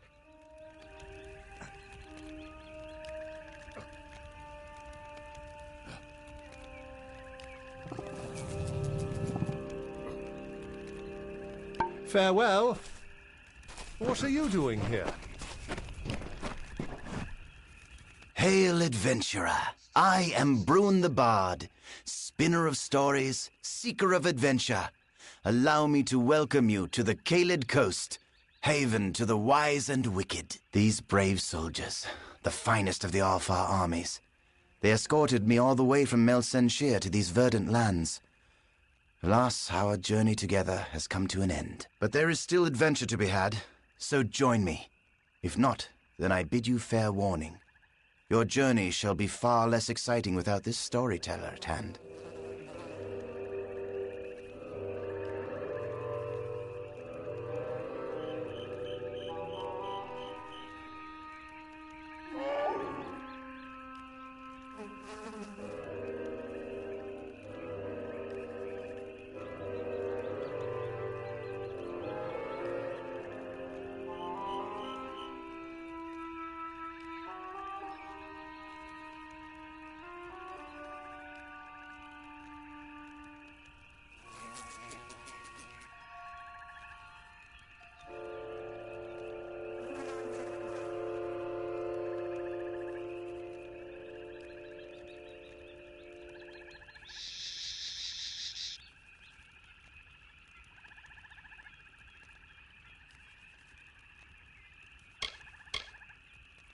Ah, yes. It has been nearly a decade since I have told tales for an audience, and I seek to reclaim that trade. These soldiers have been of no help. Fight, fight, fight. That's all they think about. So please, let me regale you with tales of the Caelid coast. I will make sure your time is well spent, and there may even be a twist at the end. A wise question, and a fair one. As Bard of the Gastia Court, I know all the tales of the Caelid coast, of how this great land rose and fell, and became what it is now. Allow me the pleasure of your company, and I will lead you through these luxuriant lands, spinning stories of times long since past. I had a good feeling about you. Someone who cherishes a good story. Let us proceed. The first stop on our tour begins across the bridge behind me. Alas, there is one small problem. That area is favored by our enemies. If you can clear the area of them, I will follow and join you.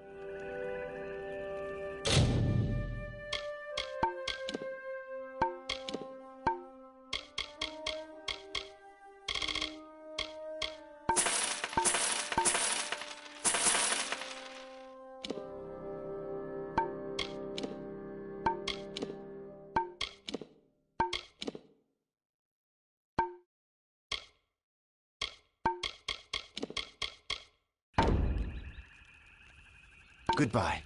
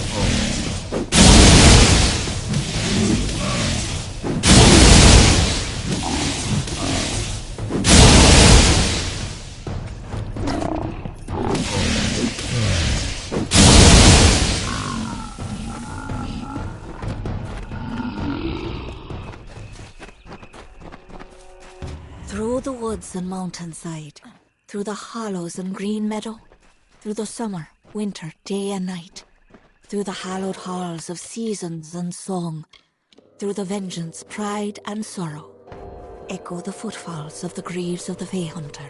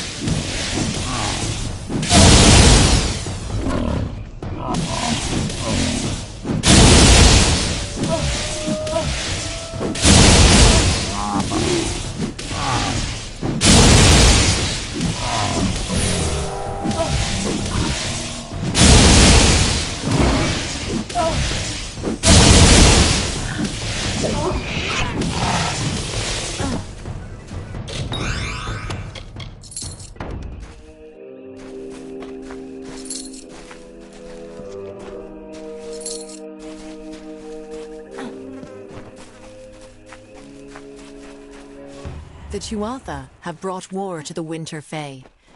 They bring us all into this conflict and turn the Court of Winter into some engine of war. But the House of Sorrows would not join. They resisted. They were the sole embodiment of all winter, all that was great and unique about our people. It couldn't be so easily discarded.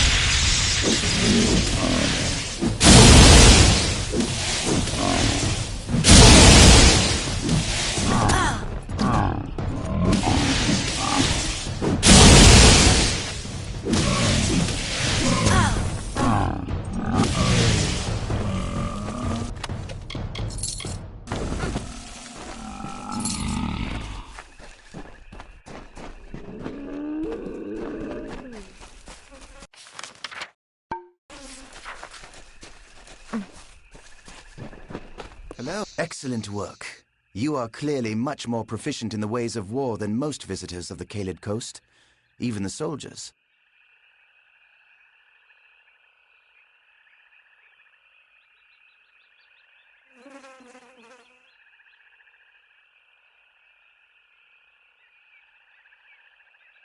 It would be my great pleasure. Picture it. 10 years ago, the rising sun, a lingering fog. Somewhere in the forest are screams, the cries of battle. Then silence. It happened here upon this site. The ambush of Gorn Akri. It is here on this spot where the Bolgan drew first blood, killing Lord Erengastir, his son, and their squires during their morning ride. Let us move on, shall we? And if you don't mind, there are more beasts to attend to ahead.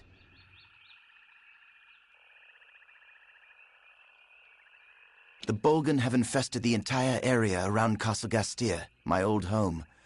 Destroy them, and I will relate the tale of the first Lord of Gastir himself. Goodbye.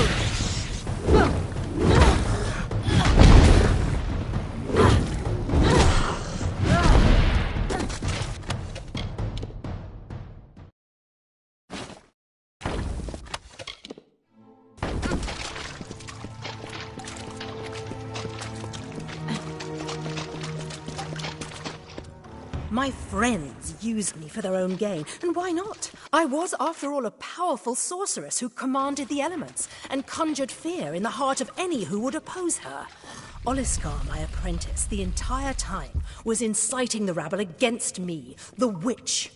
You should have known better than to trust him. And Atham, of course, right there, stealing from my library and purse. How could you be such a fool? Atham was someone I thought I could trust.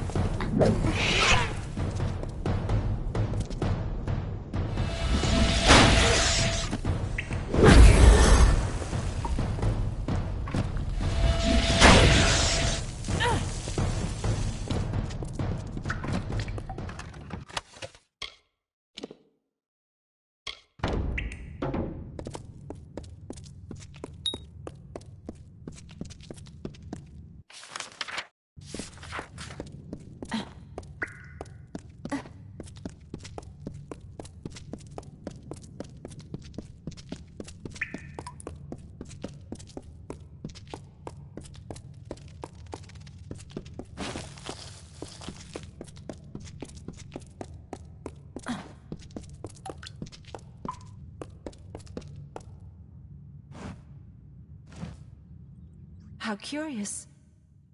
You are mortal, but your steps resound with a burden greater than any one mortal might ever hope to bear. More curious still is your presence here.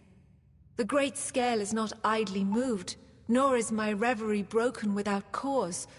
What is your purpose?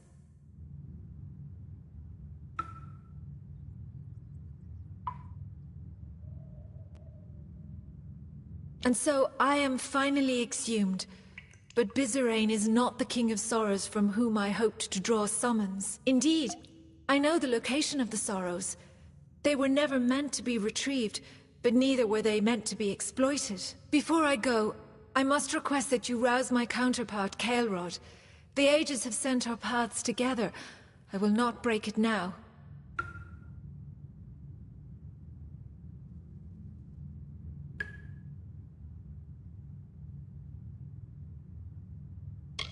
A penance of sorts.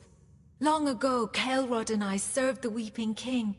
Of Tenders and Delvers, we were the first. But the Weeping King soon left this world for Ashara. And when he did, the house stopped serving death and began serving the court of winter. That was not what we followed the Weeping King for. So we came here to contemplate death. It is what the Weeping King would have intended.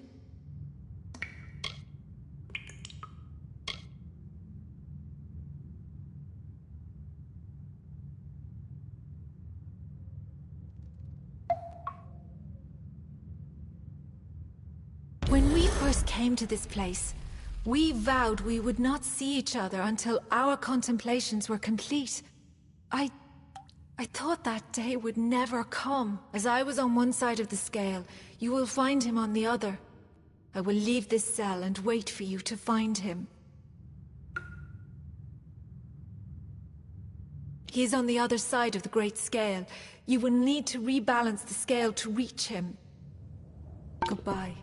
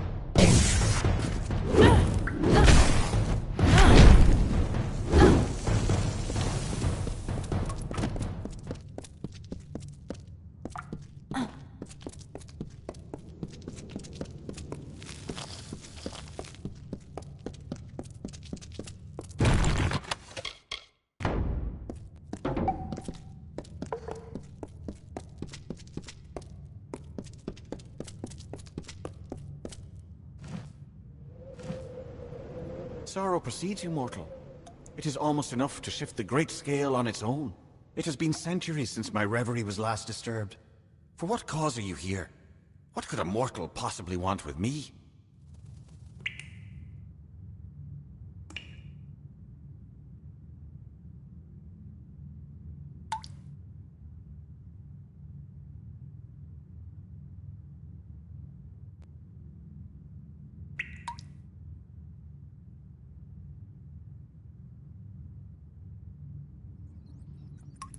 Very well.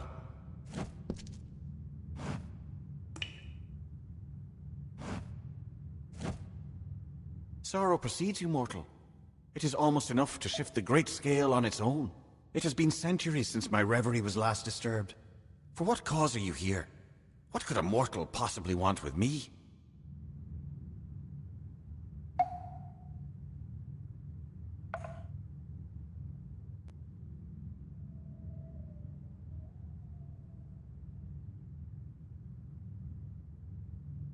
I have heard of your work in reaching Alarain. If she wishes to aid this King of Sorrows, then I will echo her approval. But learning the location of the Sorrows is not merely answering a question asked. More than knowledge will be needed to reach the Sorrows.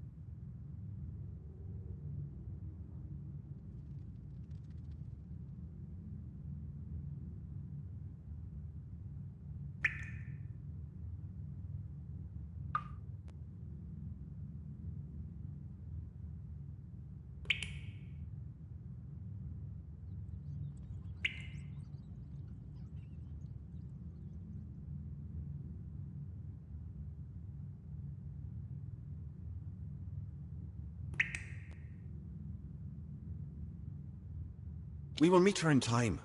You must be patient, mortal.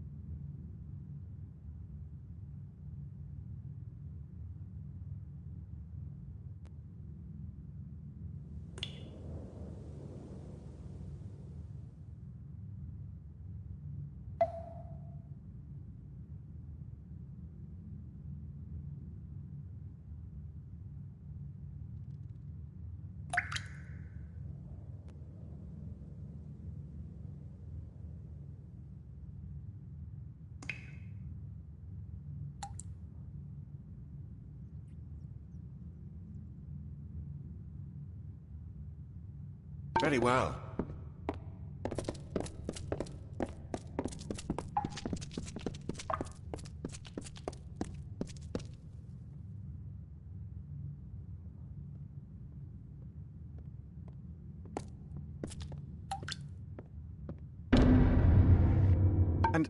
And so the eldest look upon each other once more.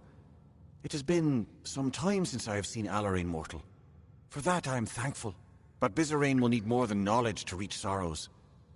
He will need a key which lies in Sincere, the hollow of the Weeping King. That is correct. It is a difficult thing to ask of a mortal.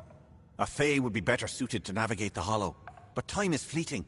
But you will not perform this task alone. One of us will aid in recovering the key from Sincere, and the other will instruct Bizarane on how to reach the Sorrows. It falls to you to choose. Not for your end goal. Both of us are familiar with the Weeping King's Hollow. But I wield magic, and Alarane her Fey Blades. It will be a hard road, mortal. We can complement your skills, or bolster them.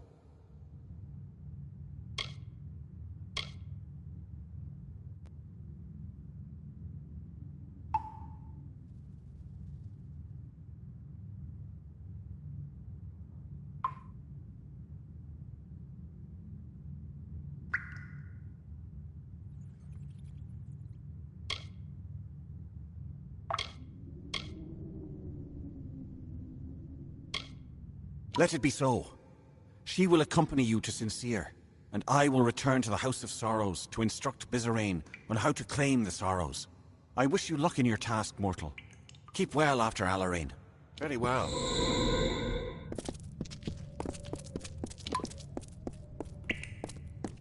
Then we leave Caelrod to the instruction of this King of Sorrows. It is perhaps the best choice. It is suited to him, after all. I will shadow step to Sincere and wait for you there. We must move quickly. Goodbye.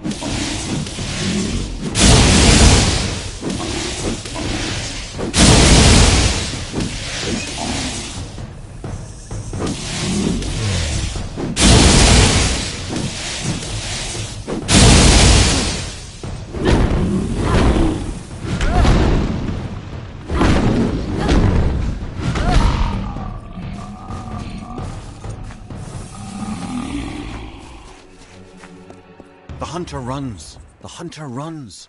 Swiftly, swiftly for our lives. A mortal skirt of chain. A mesh of links forged in secret. The hunter runs. The hunter runs. In the chausses of the Fey Hunter.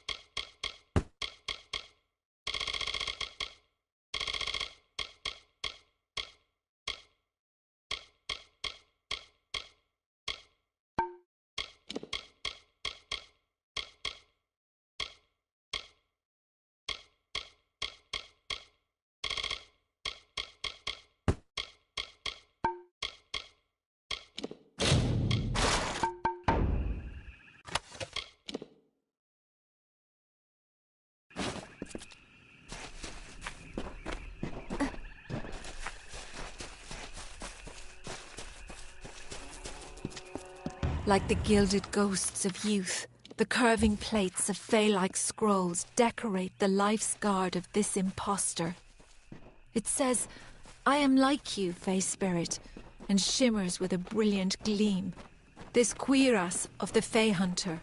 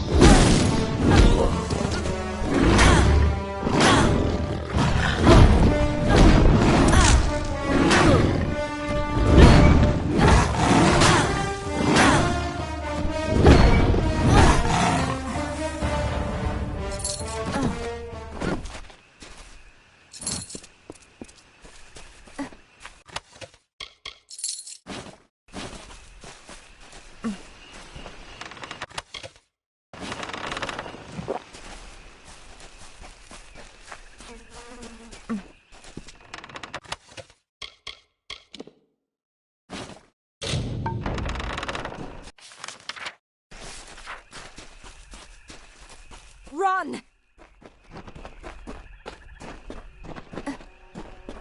The strength of contempt, fear, and hate courses through the rushing veins to the very fingertips. The instruments of war are readied, light in the grip, and machinations of the god. By the gods, it was horrible. He killed them all, and nothing could stop him.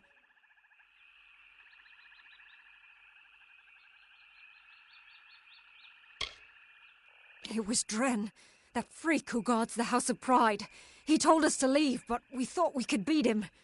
He's just one Fae, and not even a Tuatha, but nothing hurt him, and he slaughtered us all. The worst thing was, he seemed sorry to kill us.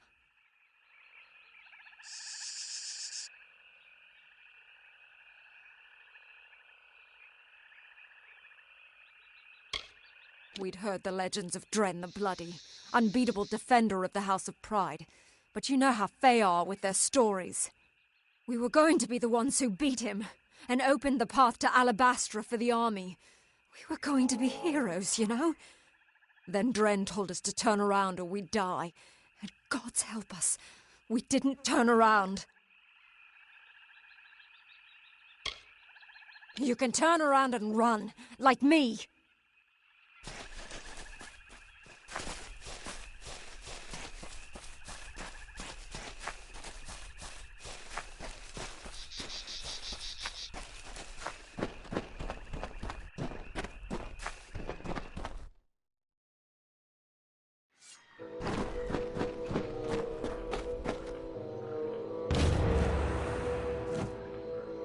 At last, you come, and we can recover the key.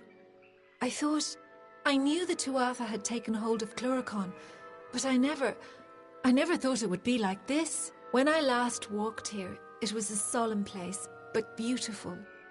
Kind fae tended to the corners and halls. Now it lies silent, corrupted, and sullied. But we cannot dwell on what has transpired. To reach the key to the Sorrows, we must first seek 3 votives in addition to this one. They will grant us passage. We must go deeper still into Sincere.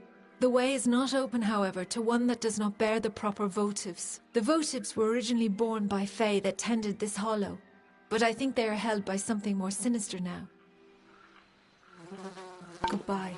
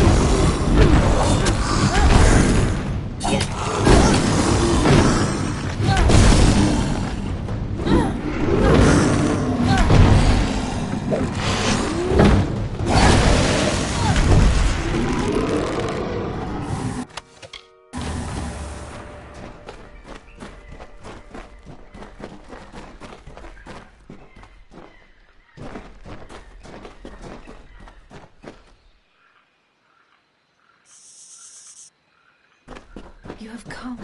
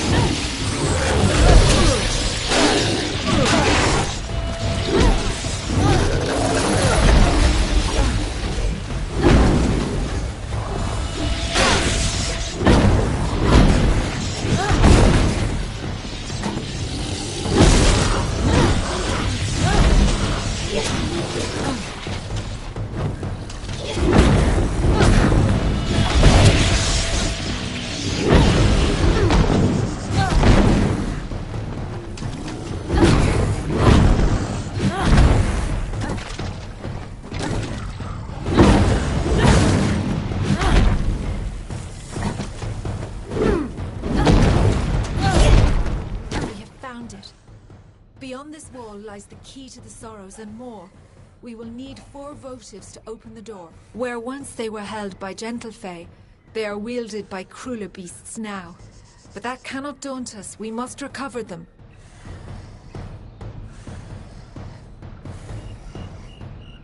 Goodbye.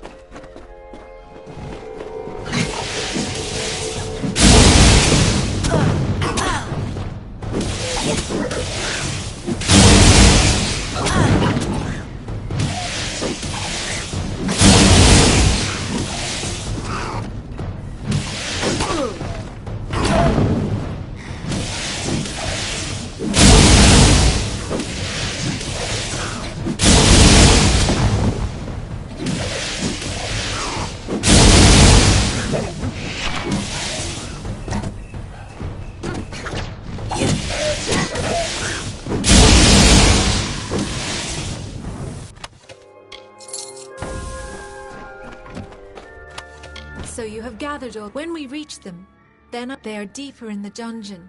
Press forward and we shall reach them.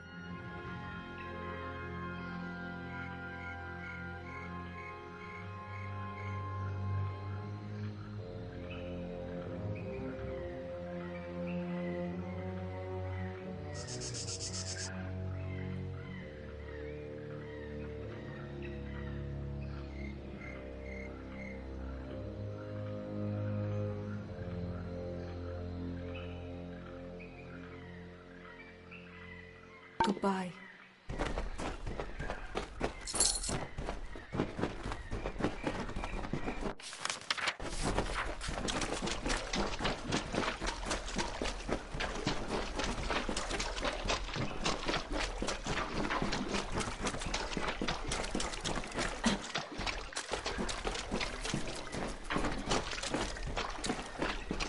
The way is clear. Come, let us press onward. There is still another challenge to overcome. Before we can reach the key, we must bypass the Crying Eyes. Then the key to the Sorrows will be ours again.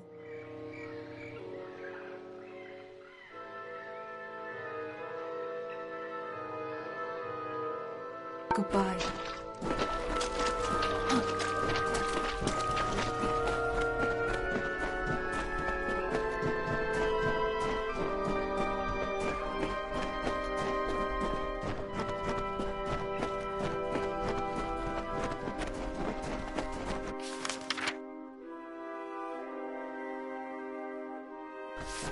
So you have gathered. When we reach them, goodbye.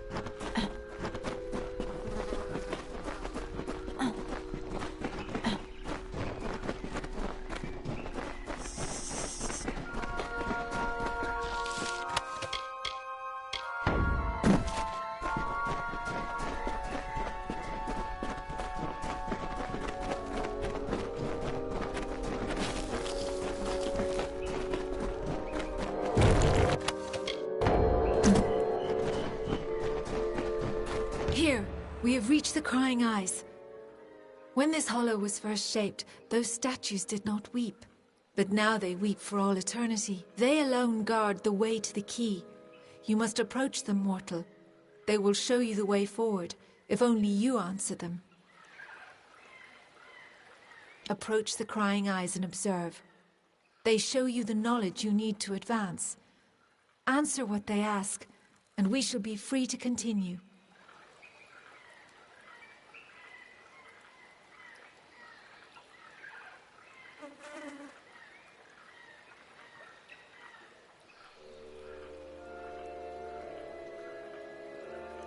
Goodbye.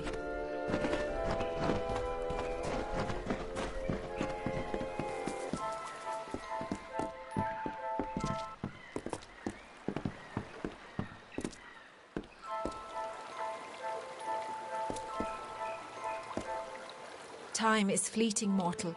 Goodbye.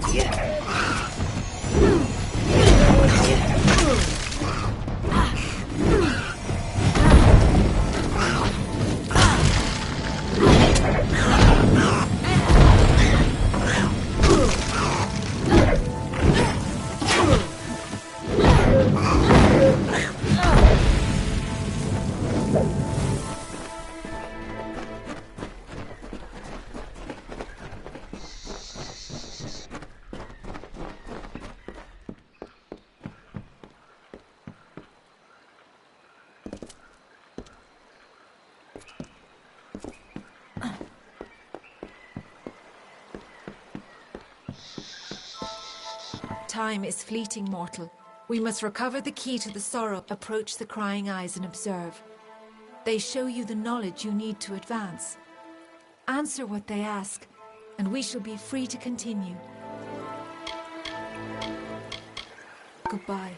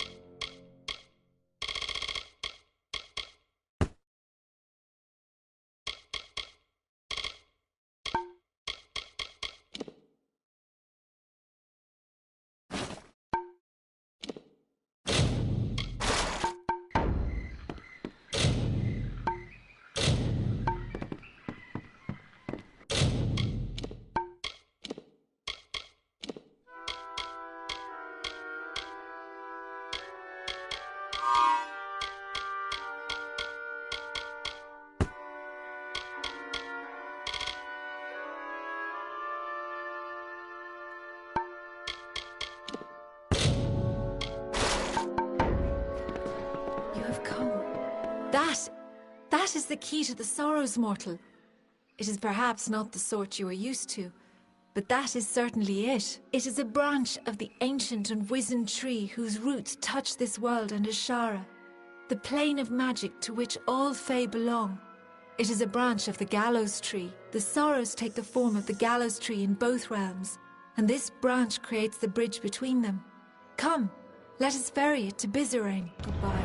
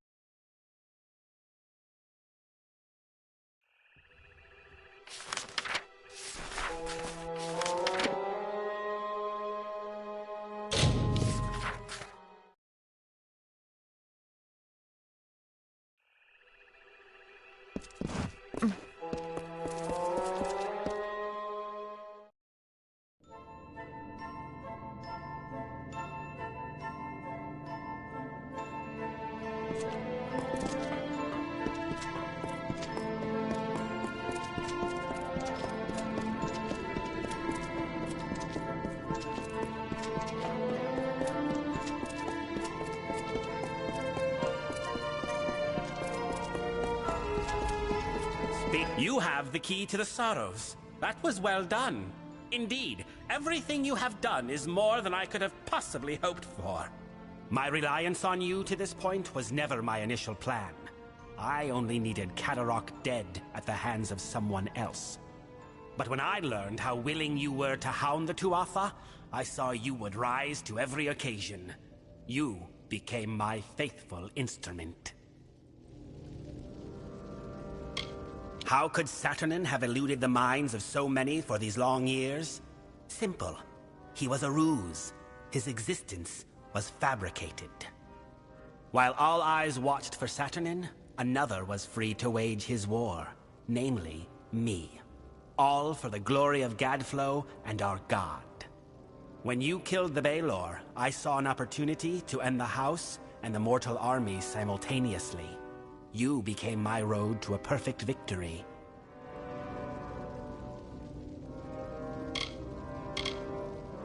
You mean, why not announce my intent in a more obvious and boorish, or shall we say, mortal manner?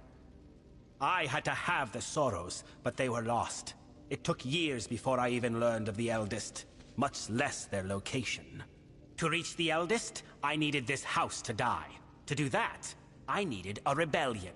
To do that, I needed an assassination. To do that, I needed you. True, I do not share the face of my brethren. As I explained to Gadflow, it was a necessary part of the plan. I have not worn this mask without sacrifice. Too long have I gone without feeling the warmth of Prismeer or the love of my god. But soon this will end, and I can take my rightful place again. Your ignorance of Fae culture, meaning your intonation, made you ideal. You lacked the context others might have used to expose me. But there is more. You are the hero of Melsenshir. You may not admit it, but you are a symbol to mortals, a rallying point for their armies. Who better to be the blade that I used to kill the Alfar? Who better to destroy the House of Sorrows? It makes my triumph complete. Perfect. You seriously think your words might stir me to forsake a plan that has finally culminated after 20 years? Your audacity disgusts me. There is nothing to be offered, or given, or threatened, mortal. I cannot be stopped here, and I cannot be followed. But take heart. You will die long before the sorrows descend upon the minds of your mortal armies. Mercer will gut you here. Farewell.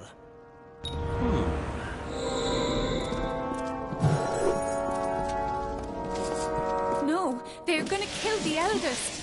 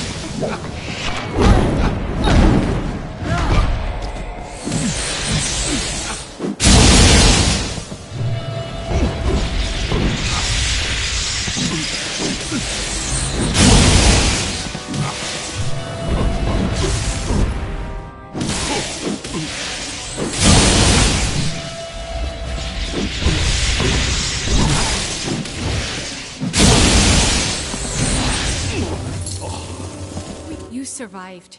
For better or worse, I know not. The house is in ruins, the eldest lie butchered, and Bizerain has betrayed us to the Tuatha. He must be denied. For our honored sorrow, our broken pride, our due vengeance. He cannot be allowed to use the house for war.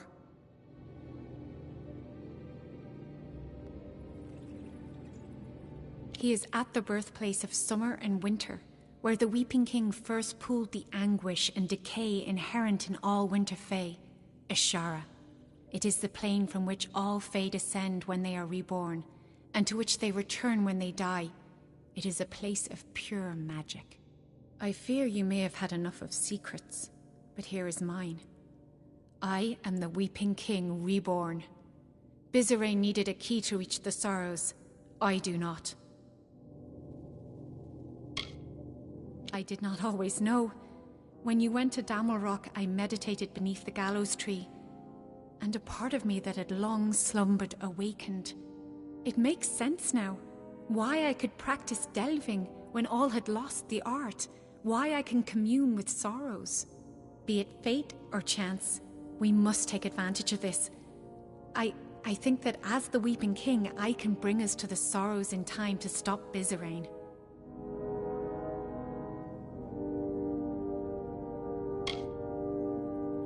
It is both near and far. It will be difficult for a mortal to understand. Ashara is an ethereal plane, another realm of existence. In the Midden, the barrier between this realm and Ashara is weak, and we can exploit that.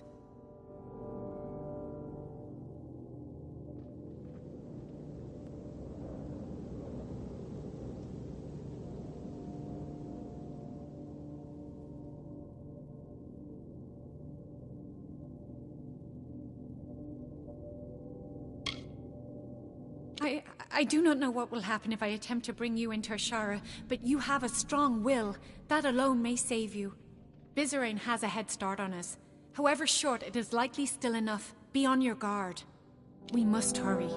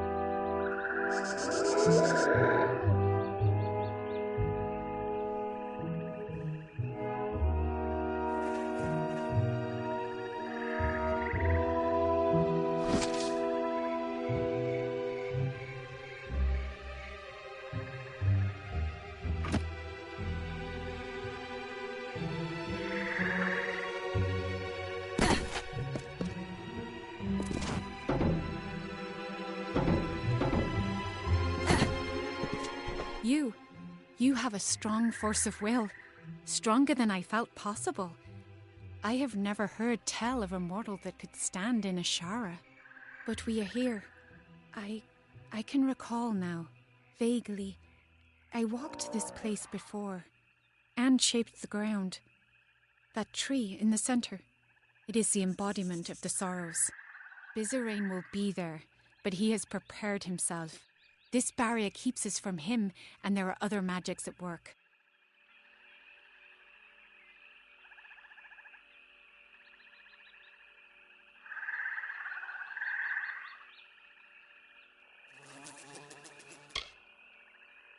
It is a place the Weeping King that I crafted to house the sorrows. Beyond its borders is Ashara, the plane of magic. When Fae are born, their life force comes from Ashara, and to Ashara their life force returns upon death. This is a powerful place.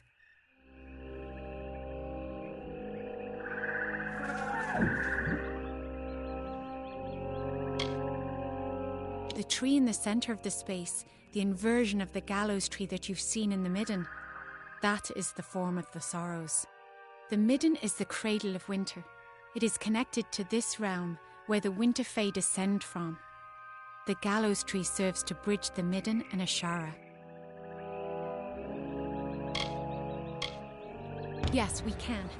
I can sense the conduits the magic follows, and there are weak points, nexuses of energy that we can exploit. But Bizarane is no fool. He will not leave them unguarded. And I feel strange presences. There is something waiting, mortal. Something dreadful.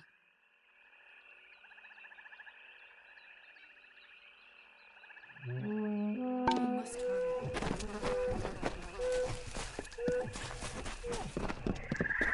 We must be quick. We meet again, mortal. Can I truly be here? Standing before the Sorrows? I remember no swords, fire, and then nothing. But he brought me back to fight you. I can't. I'm sorry, mortal. So sorry.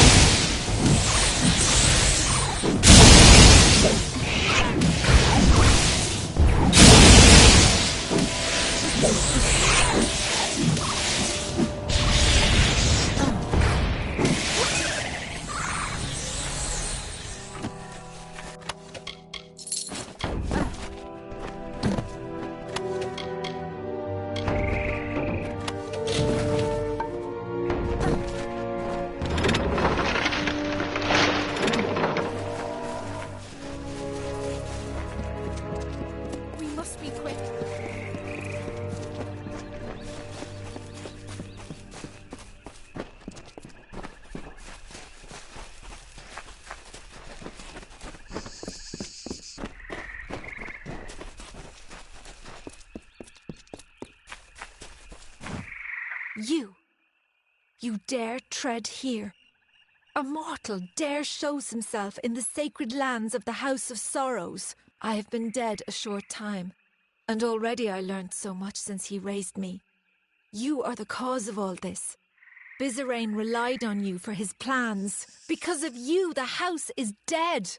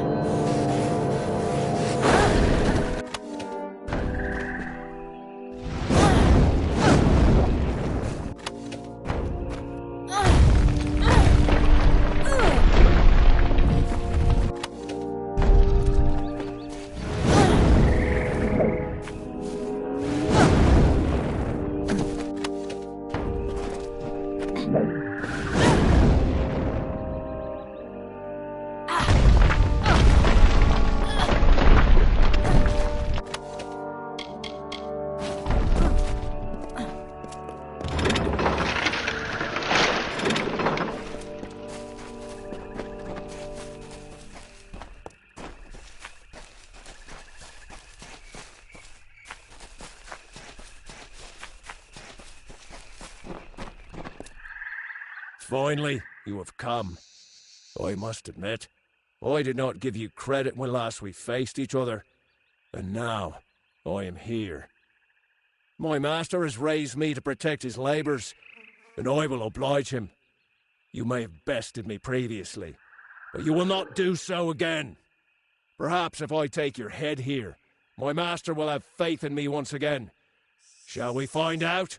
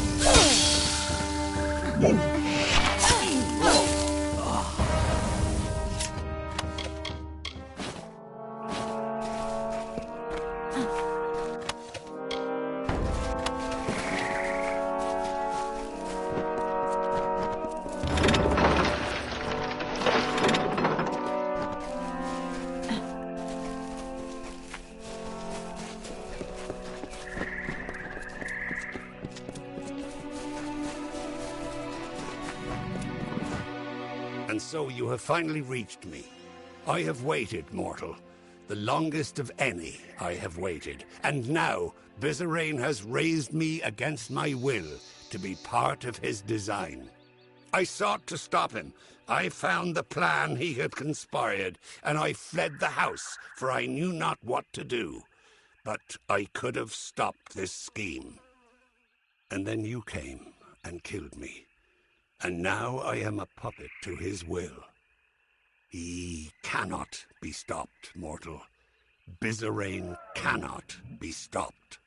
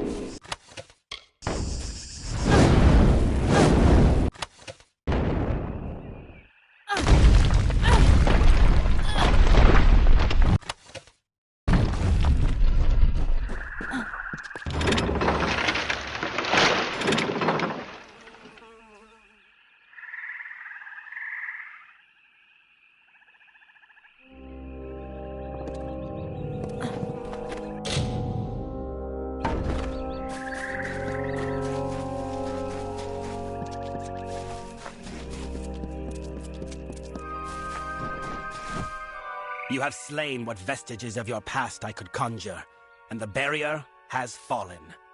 So now, we are here. You think your presence here can stay my spells? The last words have been uttered. You are too late to stop me.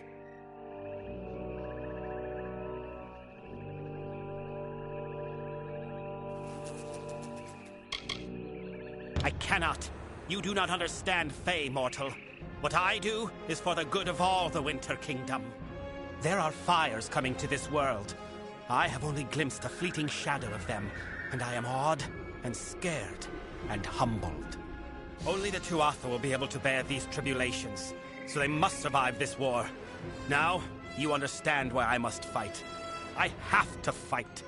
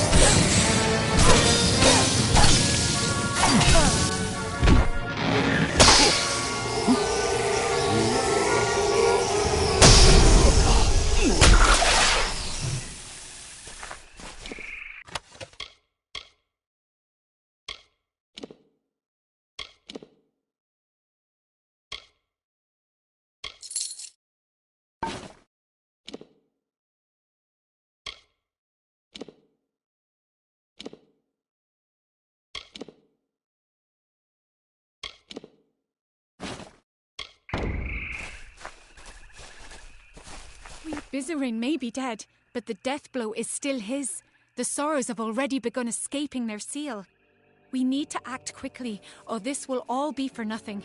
I must seal the Sorrows within myself.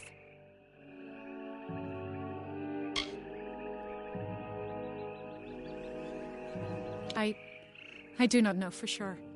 I will be forced to remain in Ashara lest the Sorrows break free once more. Whether I will live or die is unclear. But I cannot be afraid. It must be done. For the good of mortals. For the good of Fae. It is a noble sentiment, mortal, but you do not understand. They must be anchored in Ashara, and you cannot remain here. Only I can. But please, bear witness to this last act. Tell the world what happened here, how the House of Sorrows ended. We must hurry. Stay back, mortal. I do not know what will happen.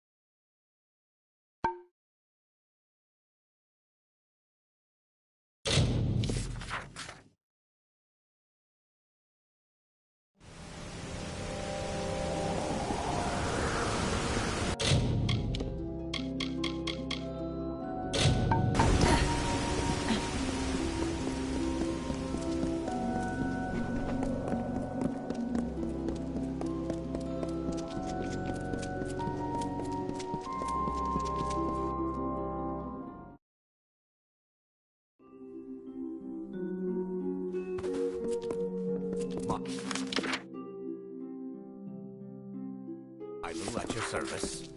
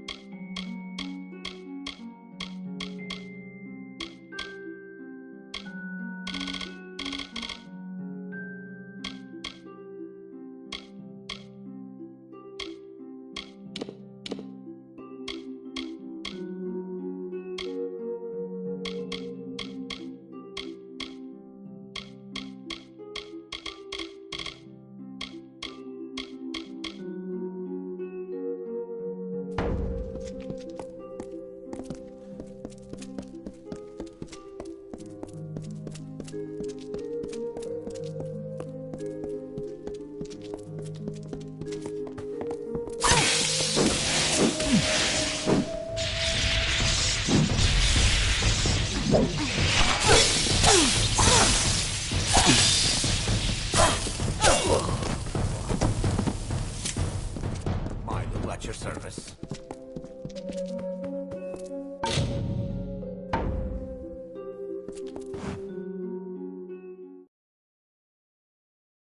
Hello?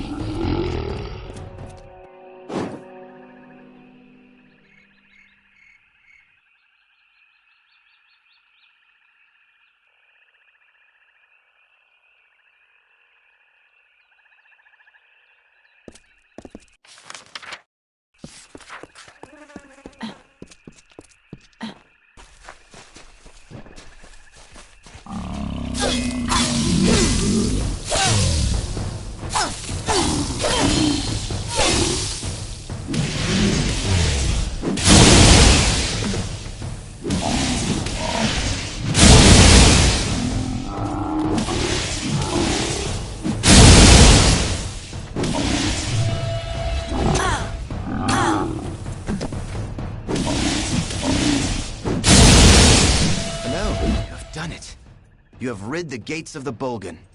As promised, I have another tale to be told. Goodbye.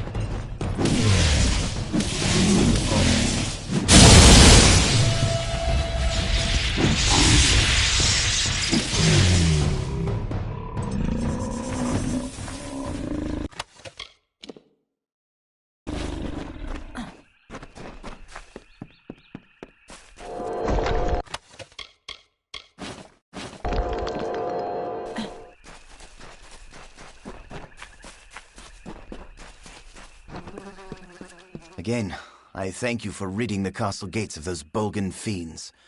Only one more group of them to clear.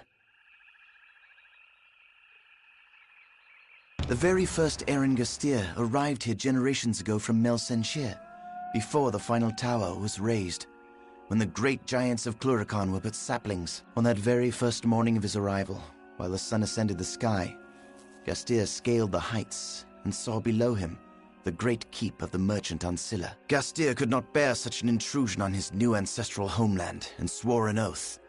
By right of mine, and sword in hand, I will not forsake our native land. Now that you've seen Castle Gastir, we should move on to the final stop on our journey. The last thing I want to show you is near the coast, on the cliffs overlooking the sea. It's the best story yet, but again, it must be freed of Bolgan.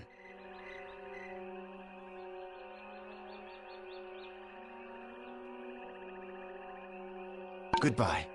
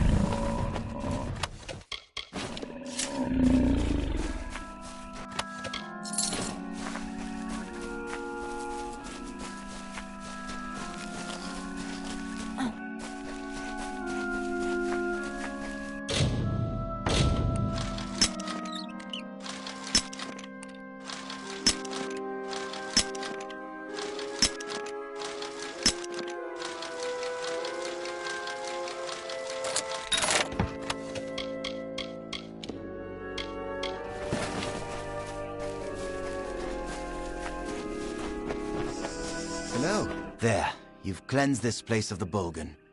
I shall tell you the last tale, the best of the lot. Believe me, these cliffs were made for my story.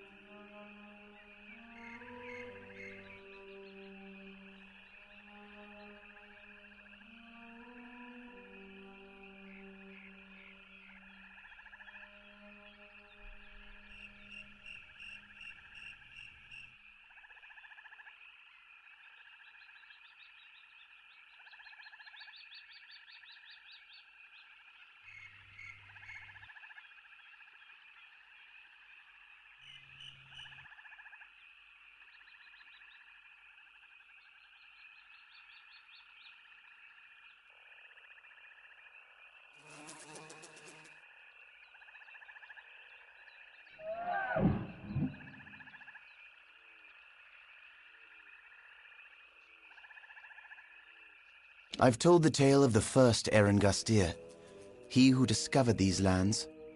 And I've told the tale of his descendant, the last Erengustir, he who lost these lands. My final tale is that this last lord took a young mistress to his bed, a servant named Wilda Brandon. They had a child he refused to claim as his own. To assuage his guilt, he wrote a royal letter in which he decreed to her and the child great wealth. But rather than take that letter, she took her own life. Here, that woman was my mother.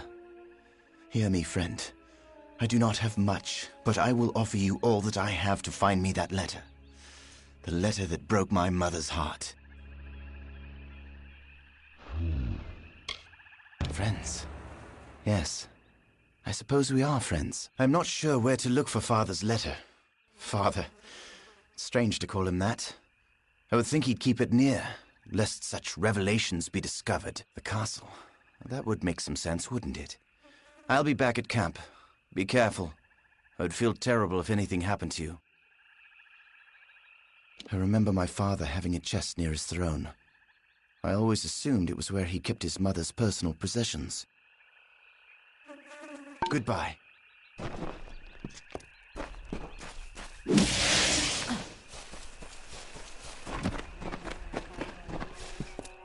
We feel the glare of a silver raptor, a furrowed brow, eyes that pierce the veil.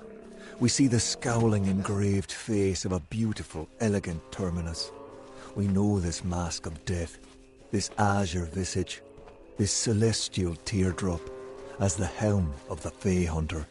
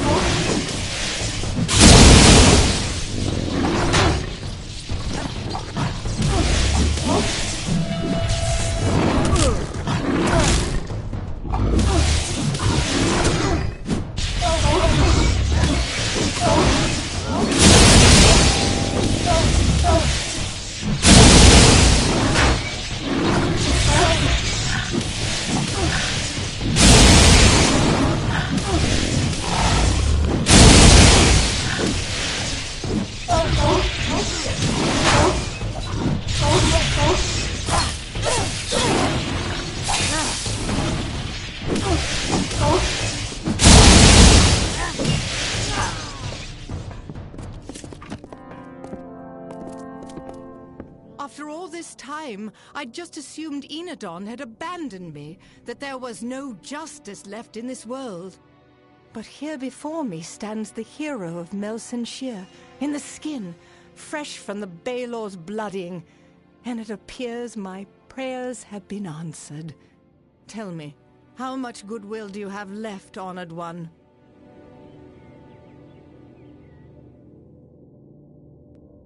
A Tuatha priest named Rassanon has captured this keep. I am sworn to destroy him, for it was he who deposed House Gestir and stole their ancestral home. For 10 long years he has lived as a lord, hiding high in the royal quarters where none can reach him. At least, not without help. You see, I am Hilared Gastir, descendant of Lord Erengustir and last of my family line. This castle and all within it belong to me. My great-great-grandfather built this keep. You can still find the one stone resting where he laid it in the courtyard. We spent 4 generations in these hallowed halls. Then the Bolgan came, followed by their Tuatha masters. They killed everyone, Fey and Alfar alike. Rassanon was the worst of them. He murdered my mother and now sleeps in my family's chambers. With your help, Honored One, my family will find restitution. You will be rewarded, my friend. We Gastiers have long memories of both our friends and our enemies. Come. Rassanon knows I cannot pass through his gauntlet alone, but together we can avenge Castle Gastier.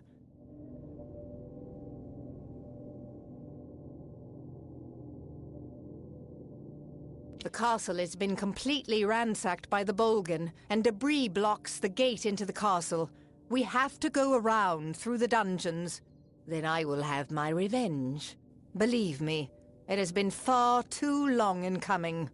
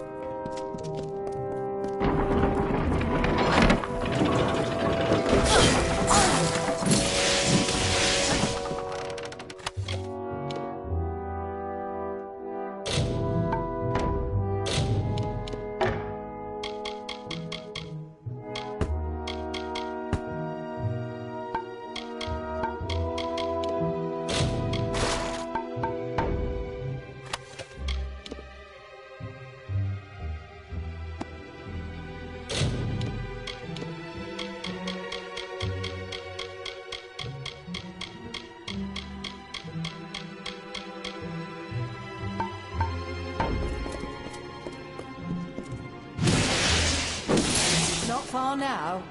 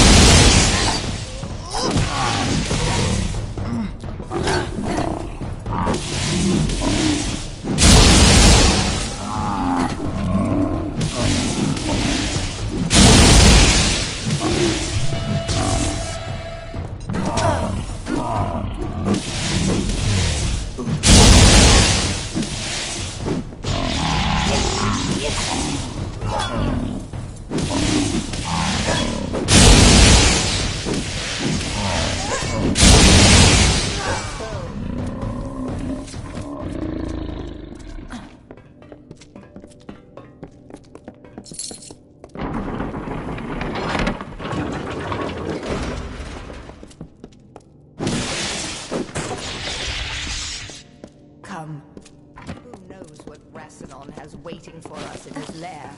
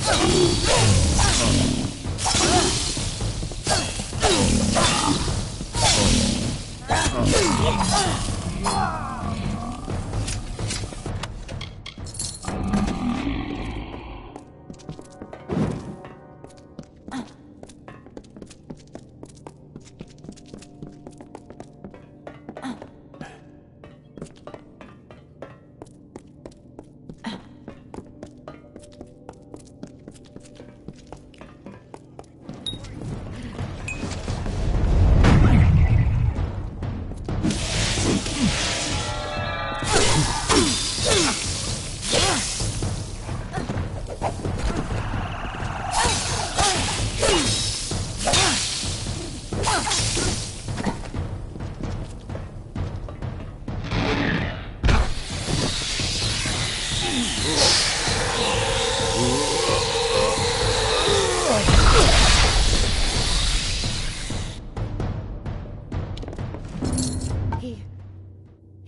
didn't even seem to remember me. I've given my life to finding and killing Rassilon, and he probably didn't even understand why. But now the quest is ended, here, at home. I want you to have everything of mine as a reward, and to help me forget the many years of tragedy that led me to this end. Now go. I need rest. I deserve rest.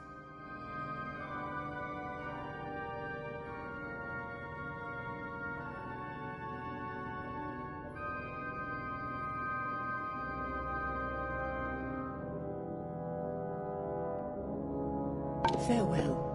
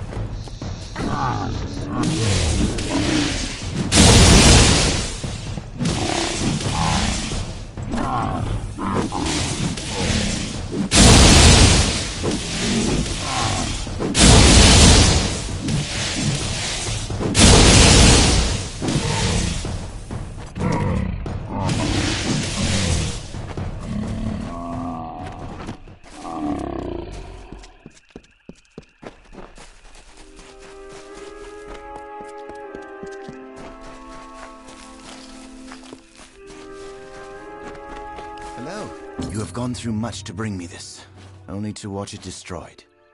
But it must be done. You understand? This letter proves that I am an heir to Gastir, and an heir to his heartlessness. He gave my mother everything, when all she wanted was his love. And now, she's gone. You are my friend. You may not agree, but that is what I choose to believe. You have helped me more than anyone has. I will remember you. I hope you will remember me.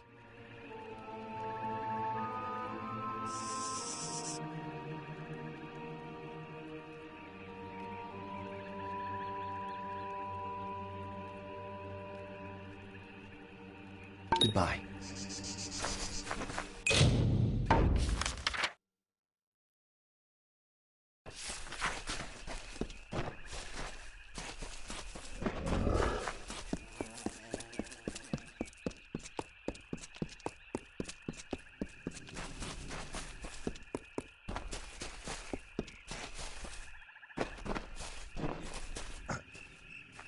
A fledgling hunter by the looks of it.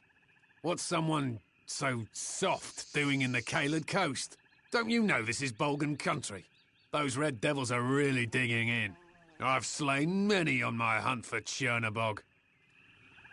The scars don't give me away? Ha! You're probably the first person in recorded history not to recognize the mighty Alof the Hunter. Usually my reputation precedes me. As for why I am here in this muggy puddle of piss, I intend to conquer Chernobog, the mighty Bolgan, and win his eye as my trophy. But first he must be summoned, for he won't just face any foe, you know. Only those he deems worthy to smite with his blade. Ha!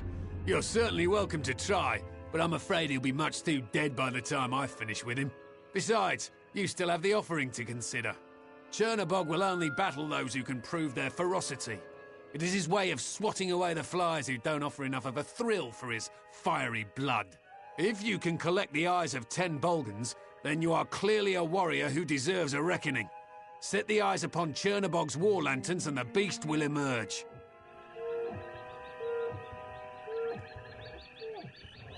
By offering the bloodthirsty beast the eyes of 10 Bolgan that you have slain. Once you place that bloody offering on the pedestal and light the war fires, the ugly brute will emerge. Goodbye.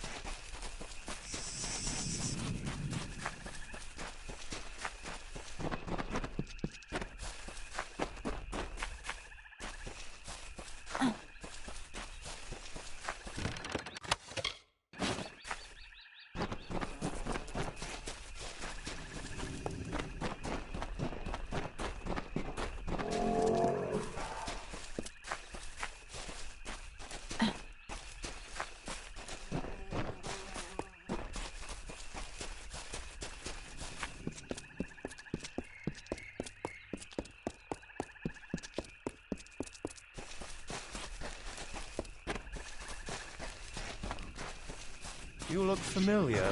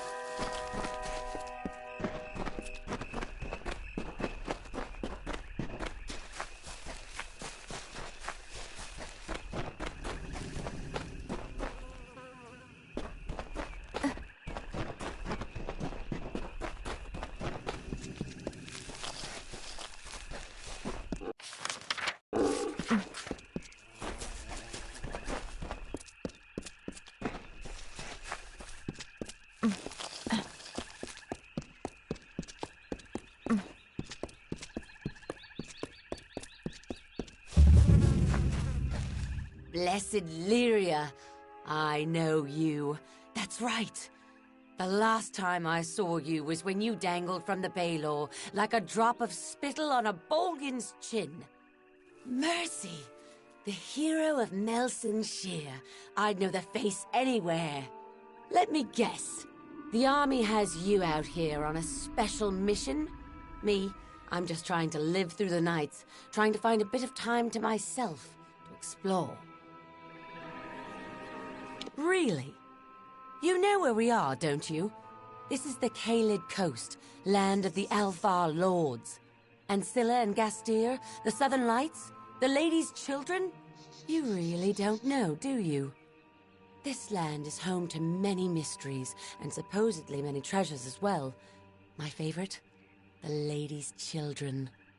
They're a collection of frond-leaf dolls, very rare, very valuable. Legend says they were lost in the invasion. I'd go out in search of them, but duty calls. Old Lady Clary was the last bride of House Ancilla, and insane. They say she spoke to spirits, and that she smothered her own infant child. Her only love was a collection of dolls, a love that bordered on obsession. She took them everywhere, gave them names, and even slept with them at night. Most scholars believe that the Lady's Children, as they came to be called, held some special meaning for her. But what? You would do that? Even with all the other, more pressing matters at hand? My sister is not going to believe this. The hero of Mel Senshir. Legend says that the dolls were last seen in Lady Ancilla's hands when her family was murdered. So I was just going to look around the ruins. I'd try the Ancilla ruins, and maybe the castle.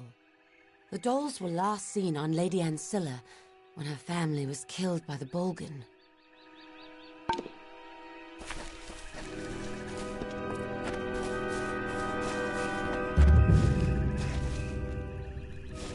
Hello. Don't be afraid. I know who you are, and this is a safe place. Welcome to my camp. I am Captain Droon Ancilla, great-great-grandson of Clary Ancilla, and heir to the Caelid Coast. Unlike the Tuatha, I am a gracious host. Please, come, warm yourself at our fire. Anything we have to offer is yours.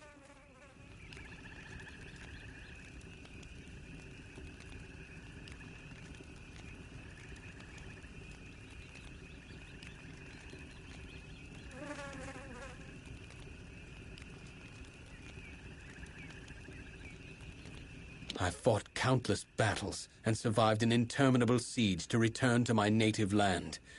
Nostalgia does not drive me. I am here for what's rightfully mine. But taking my place on the throne will not be easy. Before he died, my father hid the symbols of his station so they would not be stolen. I speak of the famous Seal of Ancilla and the verdant blades, my father's royal medallion and war chakrams. Without them, I am nothing but a soldier.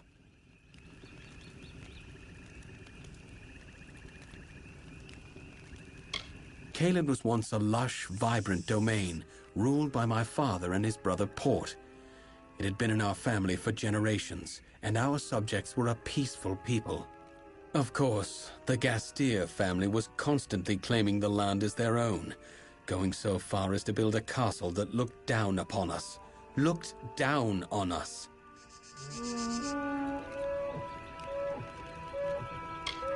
The seal was forged by my great-great-grandmother, the first Clary Ancilla, mother of the Caelid nobles. She crafted it herself from scarab salts and terrenium. The verdant blades belonged to my father. He used them in the many battles fought to secure our borders. They have no equal in Cluricon, or anywhere for that matter.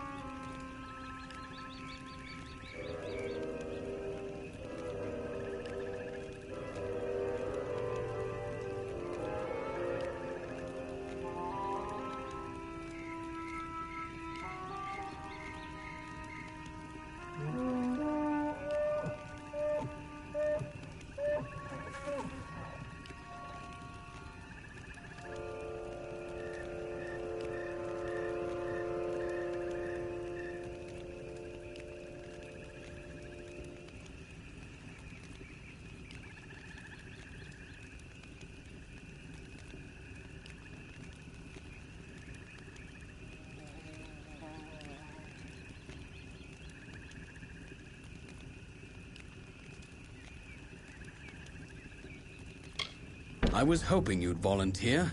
Getting the heirlooms will be a challenge. You see, they are held in a family lockbox, the key to which is not in my possession. As for the key, I made a mistake.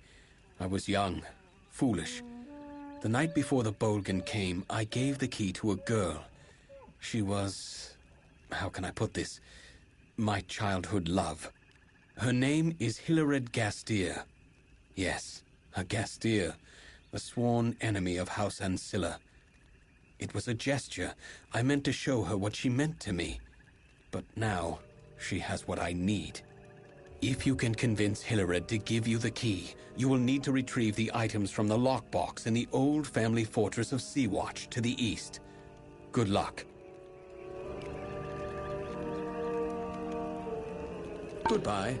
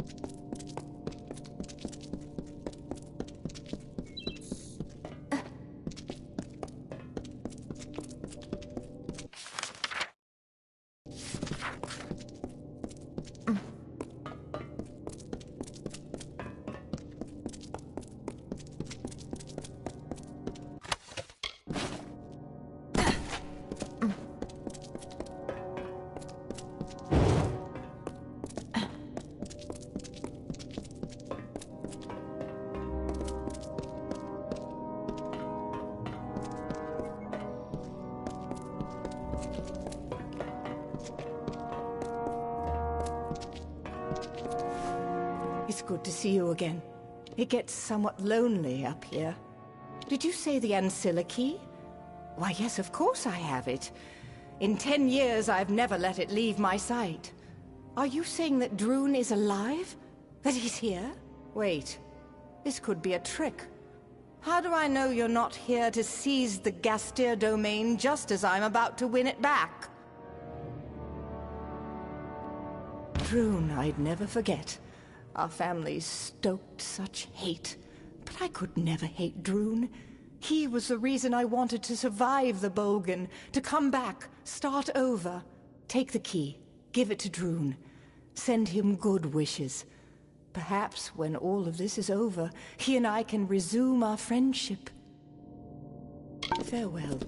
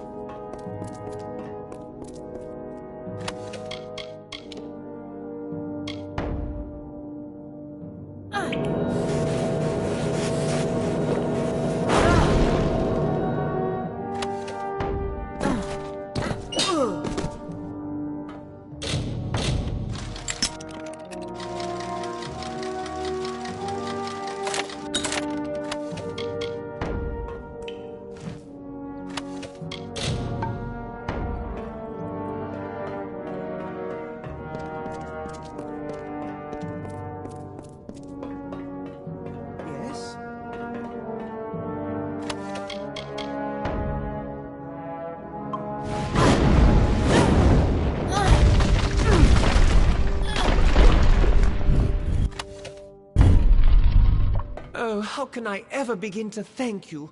What an ordeal that was. Quite the ordeal indeed. Please, let me introduce myself. I am Bern Elgar, head steward of House Ancilla. Of course, since the house no longer exists, that means I now serve you. Do not misunderstand.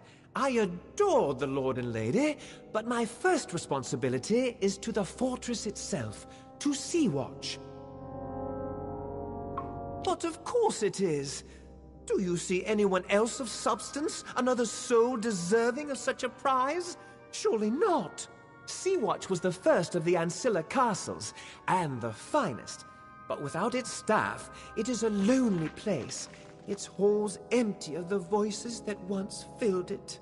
As your newest and only advisor, I suggest that we begin renovations. It'll be costly, mind you, but well worth the investment.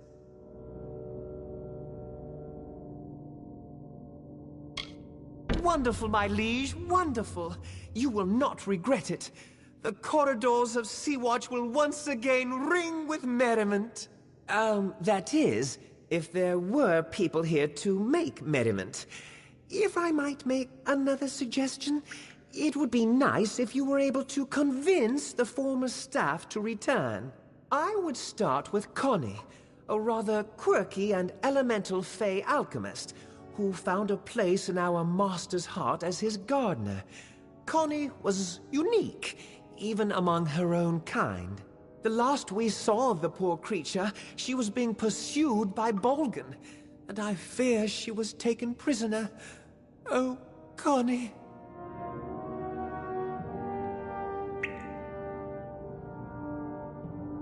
Goodbye.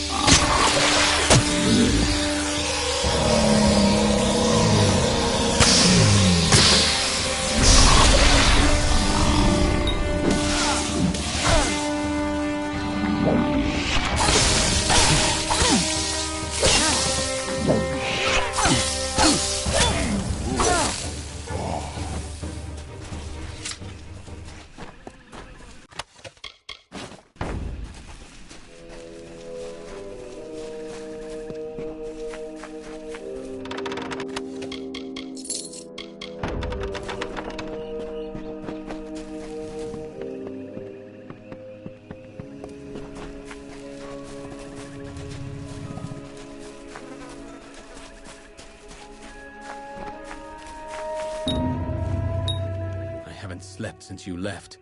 My mind kept revisiting those last few moments with Hilaret. The tower fireplace.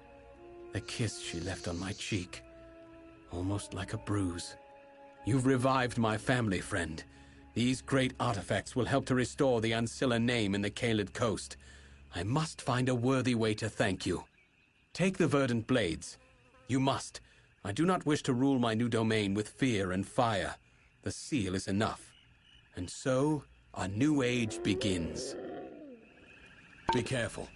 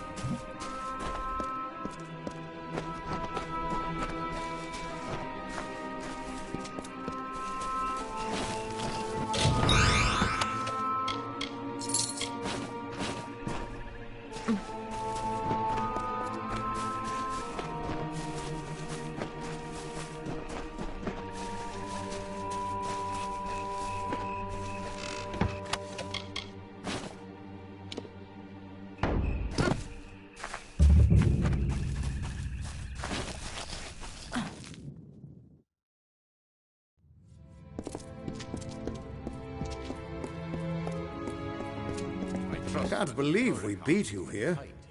Sidon knows some amazing shortcuts through this place. It is agreeable to see you, Siegebreaker. Cluricon can be inhospitable at times, as the Tuatha have learned. We've made sure of it. So I did. We are the Bitter Frost, the last few remnants of free Winter Fae. We have refused to bend knee to Gadflow or his god. Our numbers are few, but we have fought our kin as best we can. The once noble houses of Sorrow, Pride, and Vengeance have all fallen under Gadflow's sway. Until they're freed, the Tuatha's ranks will continue to swell with the faithful.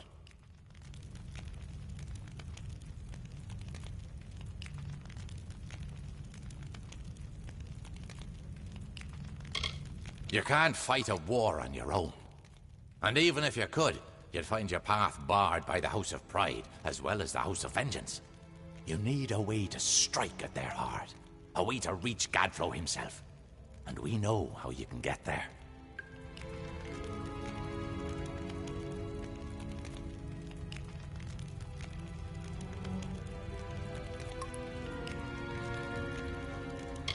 Blind him. Cut out his tongue. Draw the venom from our land. Only then will we be able to begin to strike at Alabastra.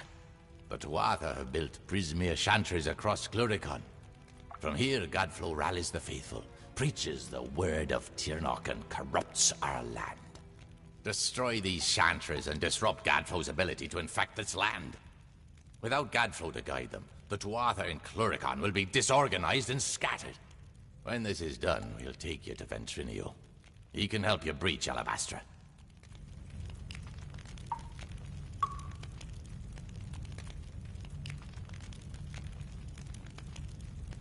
Go now. Break the tyrants. So few of the Winter Court left standing.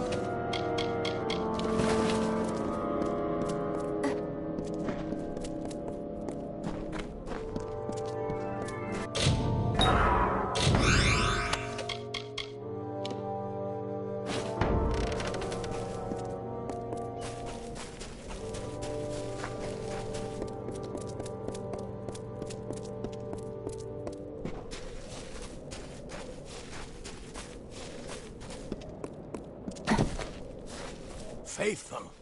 A child of dust is here for death. Grant their pitiful wish. Fear not watches over you, and blesses you with her unyielding reign. No longer shall we tolerate the mortals and their vile presence in our world.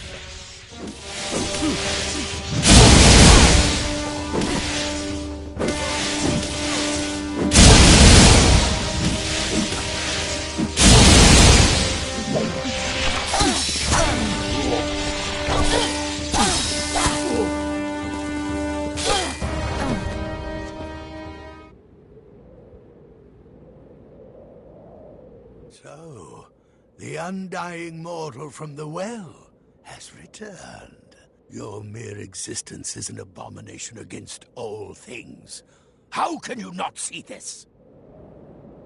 A child of dust who lives after death.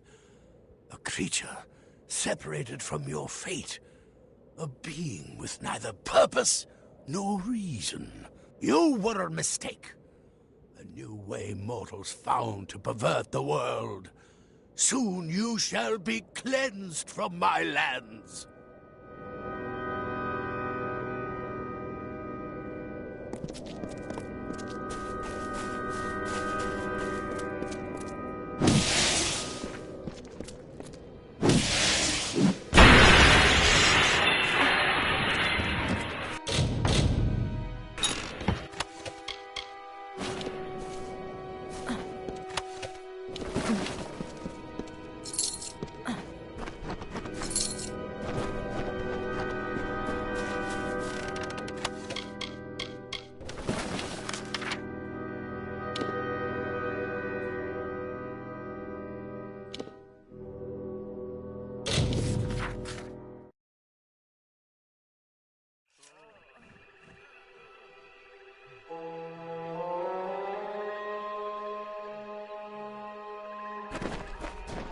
Greetings, stranger.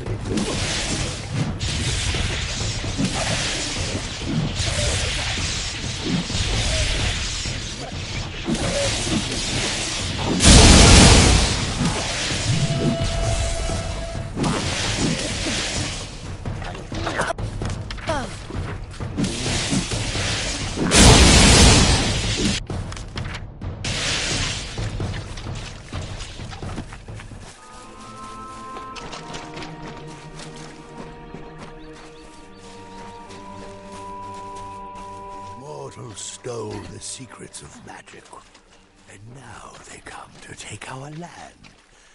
But all that they find here shall be death.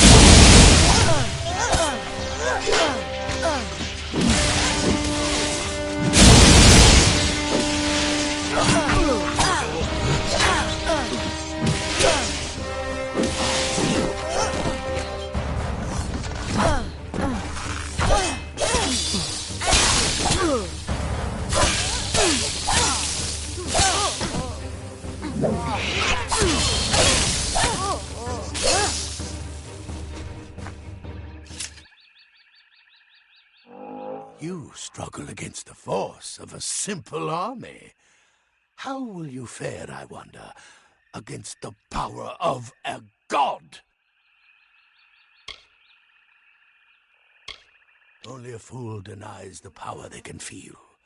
She's been speaking more and more, and she has such interesting things to say about you. Soon, Tiernoch the Merciful will come to our world in person. Then we'll see whose life is a lie, and whose life is nothing but salt and cinders.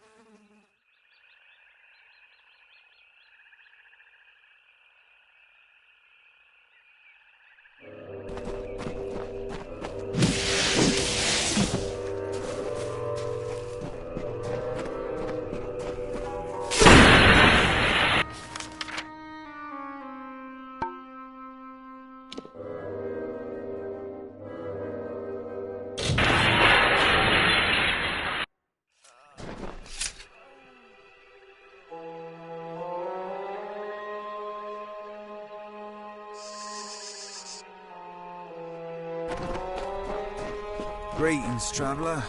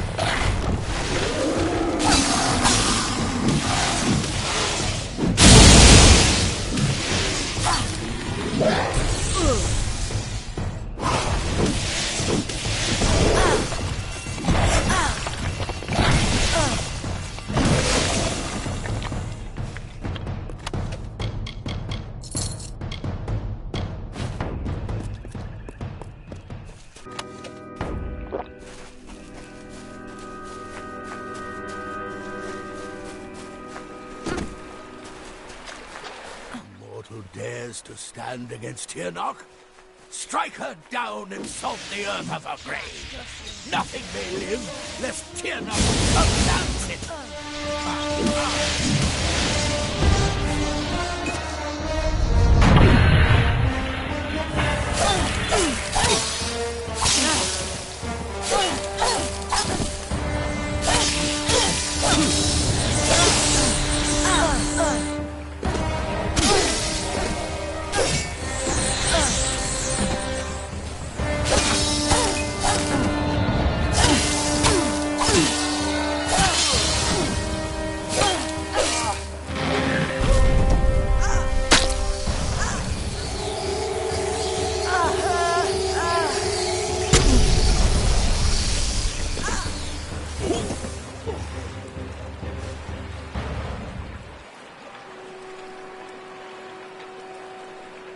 Try as you might, struggle as you will, you are deluded. There is no winning for you, only death.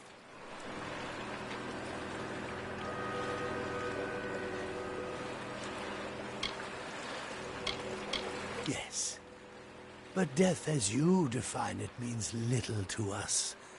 The great cycle returns, each to offer as to offer again. Every time they do, Tirnoch gets stronger. Soon, she will be born into this world. You will witness her power personally, and it will be the last thing your mortal flesh shall ever feel.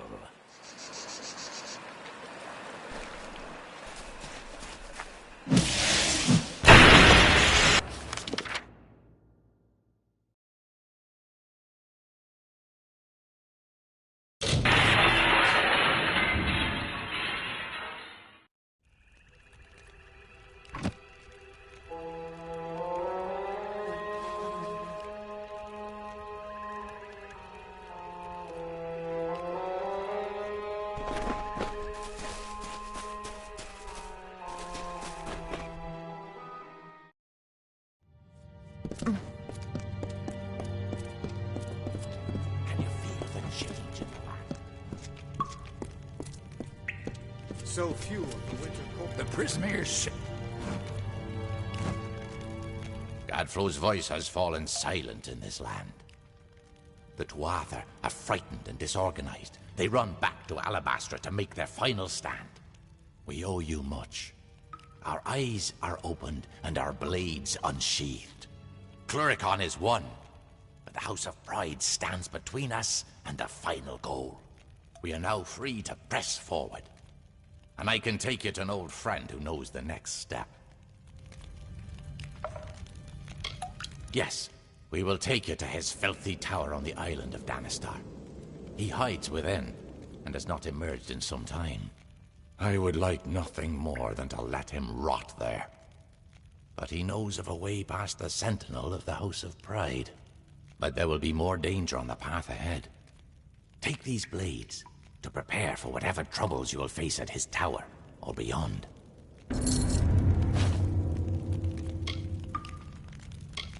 I'd gladly collect the hearts of every Tuatha, but even I can't find a way through their defense at the House of Pride. Only Ventrinio can do that. We can leave from a darkened tree in the Caelid coast to the southwest. Aelin Shear will join us there. Together, we will walk the shadow to his tower. We will meet again at the shadowed tree on the Caelid coast.